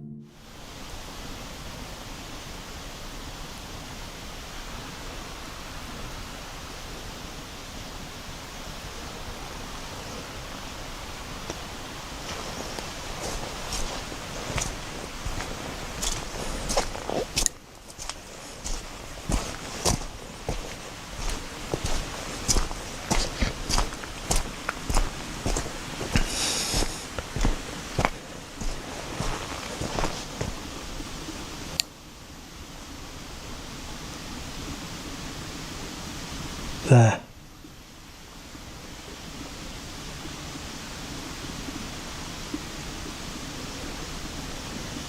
It's hard to hear with the sound of this water.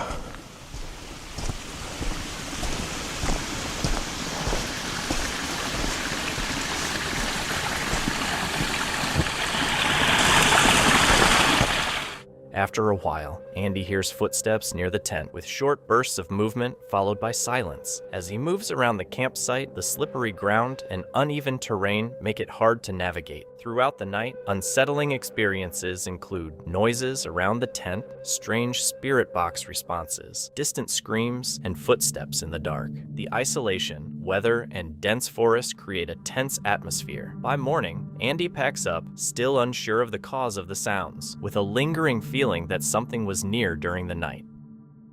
The footage, uploaded to the YouTube channel Paul So Hard in October 2025, shows Paul and a friend on a routine off-road ride deep into a green belt area on dirt bikes. They aim to find a hidden route to an abandoned racetrack without crossing onto private property. Avoiding official entrances, they navigated dense woods and rough terrain. The ground repeatedly bogged them down, forcing them to drag the bikes uphill. After checking maps and following openings, they eventually came across train tracks and descended a steep slope. At the bottom, Paul stopped when he spotted something on the ground. Upon closer inspection, it was a human skull. No front, no rear brake is scary. Front tire locked up. Oh my god, that's all the brake we have. Good thing your shoes in gear. Bro, there's a human skull. No. Yeah, I think so. No, bro, come down here. No way, that looks like a human skull, guys. This is not what I wanted to find. Bro, that's how fast I came. Bro, look at that. Is that not a human skull? I'm about to check her out. I've been watching the Dahmer doc and like... On edge? Bro, that's human. Oh, that is. Like that. Those are teeth. Did we call the cops? I don't know about that one. Like that is a human skull. That is a skull. I don't think I've ever seen one before. Bro, that's teeth and everything, like. That's the... That's kind of scary. Yeah, no, that's super scary. Should we take a photo at least? Yeah. Like, I think we gotta go to the authorities on this one. My buddy who's a cop, should we call him? And say we were riding in the woods and we found a human head? But it's definitely homeless. They're missing some skull. Some teeth, I've yeah. never seen a human skull outside of a... But where's the rest of the body? It's just a skull, like if somebody just dumped a skull here. Yeah, so we can't be that bad. Unless some sort of animal got to him. Yeah. So this is our plan of action? I don't know if I want to keep, like, do we? I think we need to call the cops. Well, call them if you want, but... You don't want to be a part? No. I'm here all day long. I don't give a fuck. Let me call my friend who's a cop. So I guess my friend said to call 911. That's not what I was trying to do today. That is wild, guys. We found cut this part out. This part? Yeah. I'll leave this part in. I feel like this is good. We're not doing anything wrong. No, nothing at all. Just don't hit it, right? Yeah. After realizing what they had found, the mood of the trip shifted. Paul and his friend contacted the police and reported the discovery. They were instructed to meet officers at the nearest entrance and guide them to the location. Since the remains were in a remote area, they rode back toward a clearer access point, slid under a barbed wire fence, and waited for the patrol car. When it arrived, they explained everything they had seen. They then followed the officer to the property line, where a homeowner opened a gate to let them through. On foot, Paul guided the officer along a narrow path back to the skull, ensuring nothing had been disturbed. The officer began searching the area, and that's when things took a darker turn. More bones were found hidden under nearby bushes. I didn't see any other body parts. Oh, I do. Where? Something right through there. That's got it. Oh. Piece of bone. Yep. Yeah. There's the rest of his backbone right there. Yeah. Yeah. Must have washed out. Over here? Yeah. Yeah, if you look. I guess was all the way up. See right there to your left, and then right there behind that. Oh, there's another one, yeah. Shoe. Holy. Oh, there's a bunch in there. Holy cow. There's another one there. There's one over there. Holy crap. My guess was someone jumped off the train. That was my first thought. Or they got hit by a railroad. Yeah. Now we got sent up to go get some more cops, so this is really getting crazy. I guess more units. Homicide is coming. Like, this ain't no joke out here. Holy crap. How you doing? Good. I was told to come up here to bring y'all back to the... Yeah, there's another one coming. I guess I'm gonna wait for him. Alright. It's crazy. Now we have 2 cops. This is getting hectic, guys. I'm bringing all units. What on earth is happening? Oh, Now there's another cop car and another one. They are deep out here. How's it going? For you though, bud, I don't know where back here in this green belt they. Yeah, no, I saw bullet holes up there. Yeah, normally we'd in and out of here, but y'all find anything else? We really haven't been stepping around it, just keeping it as clean as possible. He was wondering if you could get your phone number. Yeah. I'm scared. I think there's bones in that shoe. Yeah, I didn't even think about it till y'all said something. How often do y'all get calls for this type of stuff, or? This is my first in 7 years. No way. For remains like this, yeah. That's crazy. Usually we find decomps, but Yeah. First in 20 years. No way. Well, thank y'all for y'all's service. Blue and white? Yeah. My best guess is he probably fell. The floods came through and washed. Gotcha. Because it's been picked clean by buzzards, and I mean, I'm not surprised with your audience over there. Oh, yeah.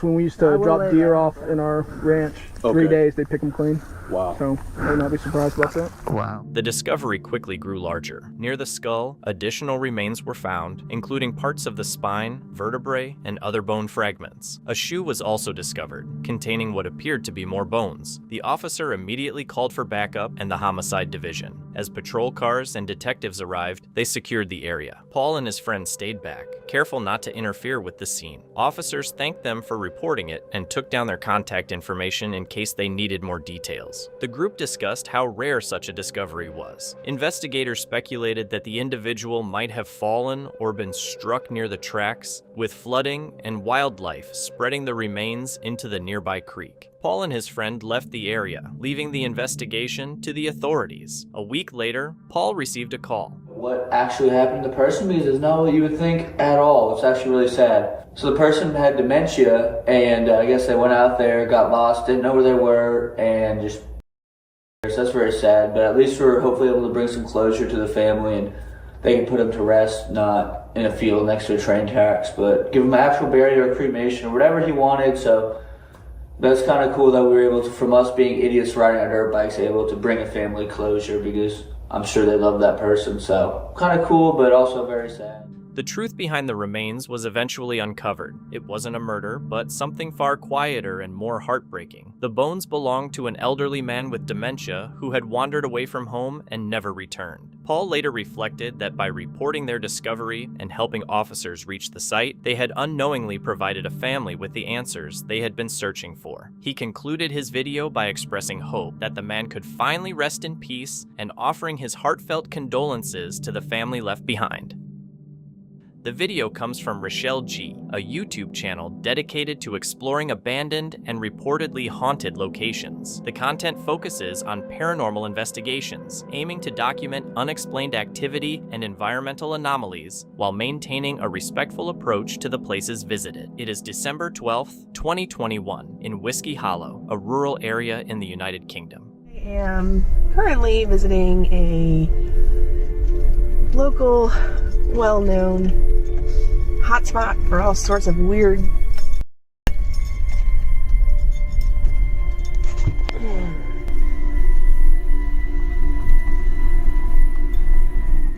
Rochelle arrives at Whiskey Hollow early in the morning, before any other visitors. Light snow begins to fall, adding to the quiet, isolated atmosphere. She mentions that the road is often closed at night due to safety concerns and reports of unusual activity. As she moves through the area, Rochelle suddenly hears an unexplained noise nearby. The sound is sharp and distinct from the otherwise silent environment, immediately capturing her attention. A second noise echoes through the hollow. Reacting cautiously, Rochelle acknowledges how the combination of isolation, snowfall, and the location's eerie reputation makes it hard to identify the source of the sound.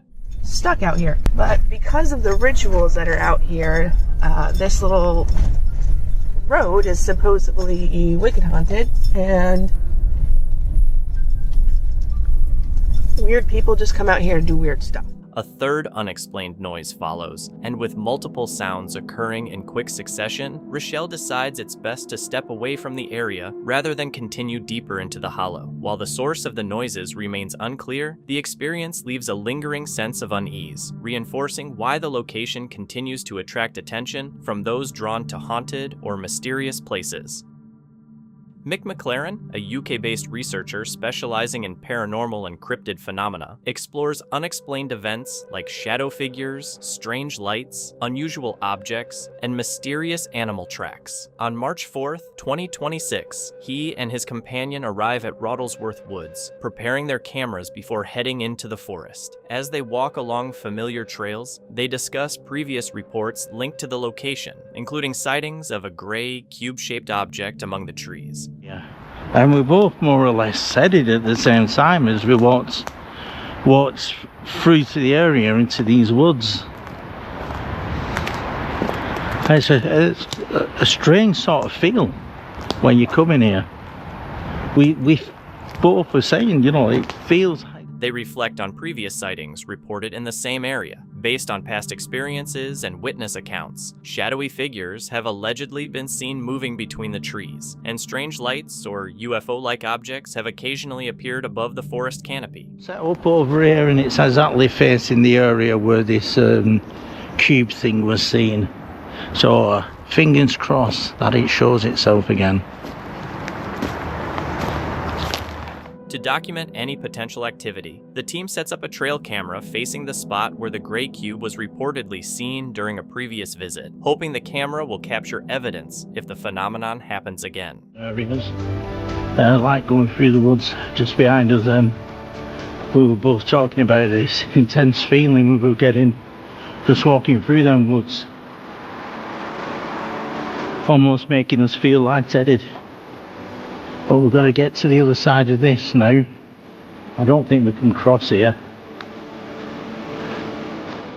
As they make their way back to the car, the explorers pass through parts of the forest where the air feels unusually thick. Mick describes the sensation as if there's a physical weight in the atmosphere, intensifying the uneasy feeling they had throughout the investigation. After spending around 2 hours in Rottlesworth Woods, Mick and his companion reflect on the strange atmosphere they encountered. While no direct sightings occurred, the lingering sense of being watched, along with the area's history of shadow figures and mysterious lights, maintains the forest's reputation as a hotspot for unusual activity. The investigation wraps up with plans to review the trail camera footage and possibly return for another exploration in the future.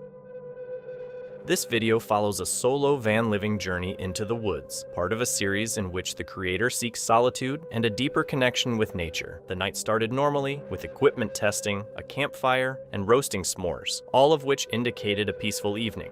There's kind of like a sketchy truck. There's at least 2 guys in there. If you can see their brake lights here, they keep like stopping and going super slow. I don't know if they're just trying to check me out and see what I got going on. Obviously I carried that like nice power station and stuff back in here, so I didn't show myself like packing back up. But I'm by myself and I do not have, you know what, to shoot. So I got some bear mace and like a knife and stuff. I don't know if I'm gonna hang out here or if I'm gonna go to a different spot tonight. I mean, I got my setup basically ready to go.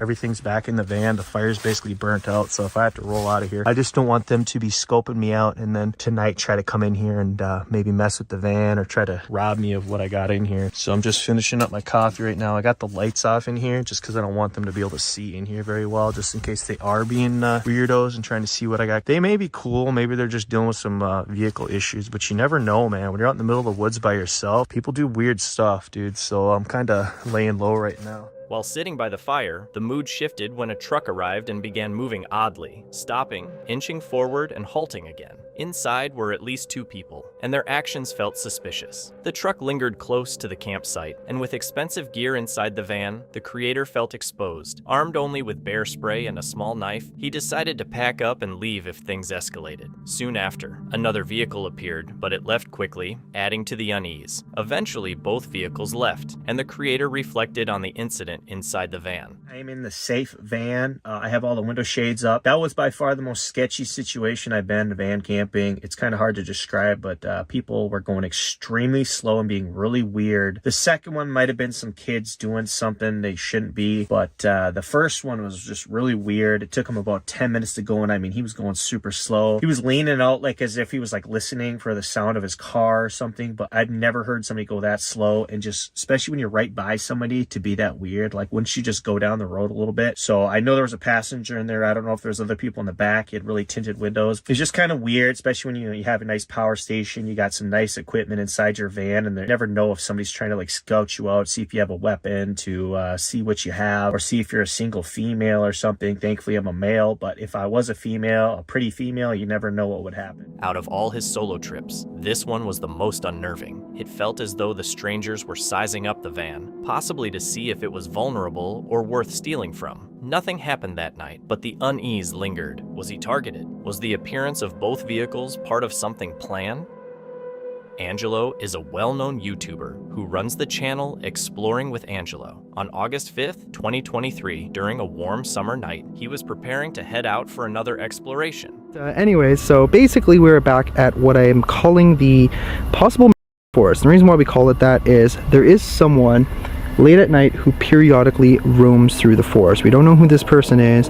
The creepy thing is that I do believe that there are unmarked graves. Reason why is because we were communicating with something from the paranormal realm, and it was telling us that there was probably some unmarked graves here. So Angelo had visited this forest many times before, but new reports made him hesitate. There were claims that a murder had happened there, and rumors about hidden graves started spreading. Many people believed the spirits of those secretly buried were still there, unable to rest. Despite this, Angelo decided to return, hoping to capture paranormal evidence. However, he had no idea that this night would reveal something much more terrifying than he expected. I haven't even really gone in yet, and I'm already hearing something.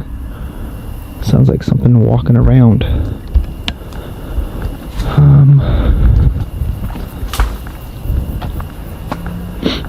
I was searching for more clues to figure out what the hell is going on in this place, hence why I keep coming back. Quite the drop. What the hell? Dude, there's someone there.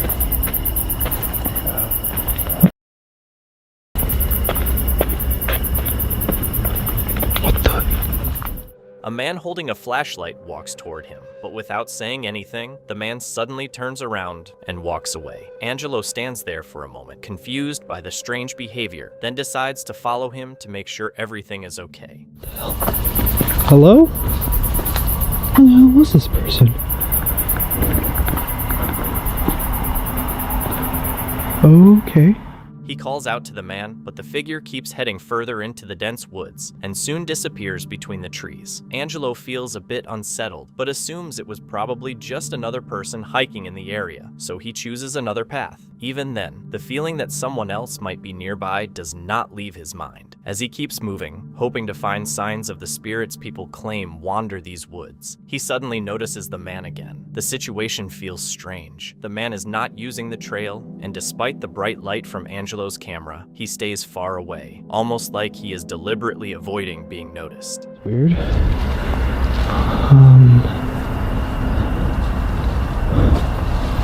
Where did he go? I don't see anything. Still confused, Angelo tries to ignore it and focus on what he originally came there to do. But as he goes deeper into the forest looking for a safe place to stop, he suddenly comes across a disturbing discovery. Okay. What the?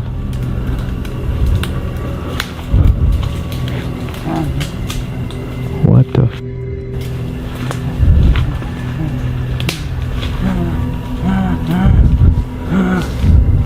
Okay. In the bushes, the man is crouched down and appears to be digging. Angelo points his flashlight toward him to let him know he is being watched. Instead of running away, the man slowly stands up and begins making strange, unsettling sounds. Sensing danger, Angelo immediately runs to get away. After putting enough distance between them, he turns off his light so his location cannot be seen. I don't see where his light went. Oh. Suddenly, he hears something, the sound of slow, deliberate footsteps getting closer. Something is seriously wrong with this person. I don't know if they're just mentally ill, but we need to know. Choosing caution over confronting the man, Angelo turns on his camera light and quickly heads toward the exit, wanting to put as much distance as possible between himself and the strange figure. Luckily, he manages to leave the forest without getting hurt, but the experience stays in his mind. As he drives home, he keeps thinking about the man he saw in the woods and wonders who he was and what he was really doing there. In the end, those questions remain a mystery, and some things may never be explained. Snow and Kurt, a couple who reinvented their lives at 50 to live full-time in a van, sold their Florida home and belongings and moved into a 94-square-foot self-converted van to travel the world for over 5 years. While in Chile, a normal night turned frightening. Their van was parked in a seemingly peaceful spot in the countryside and under a sky full of stars. They settled in, expecting a quiet evening, until something disrupted it all.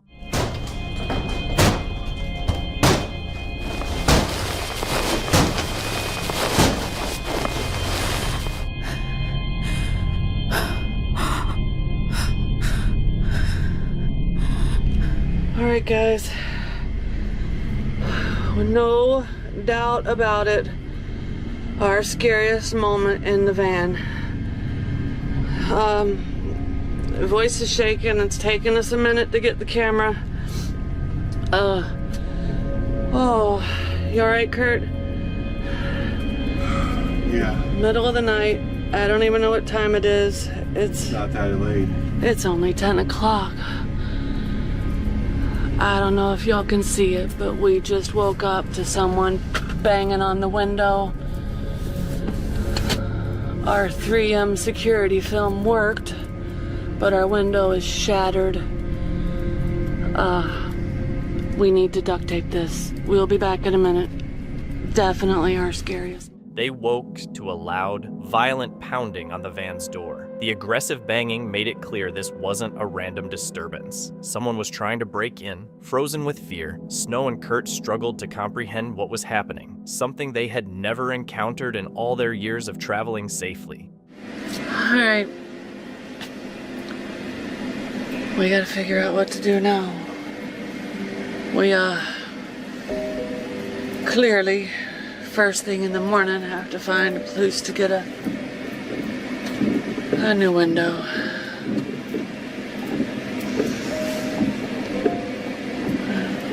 I don't think there'll be any sleeping tonight, so I don't even really think we need to move. We're in a very lit up area, right by a very nice mall. Cars around us. There's cars all around us. There's cars driving by. It's not even 10 o'clock at night. They were just trying to smash in and steal what's in the van. Yeah. And smash and grab. Well, I could tell you I've never saw Kurt move that fast. Well, I got hung in the bed and then I just screamed out loud. He was yelling so loud and I looked out the window. My feet were caught in the bed and I just fell all the way down to the floor. Alright guys, we're feeling a little vulnerable. At least I am. We'll see y'all. Late at night and far from home, they suddenly faced a frightening situation. Staying calm, they quickly drove to a paid parking lot where they felt secure, intending to inspect any damage in daylight. By morning, they shared with viewers that a window had been broken, nothing had been taken, and their presence had probably driven the intruder away. Though shaken, Snow and Kurt were thankful for the safety measures that protected them. The experience was a stark reminder that even quiet journeys can turn dangerous, but it didn't shake their resolve to keep traveling.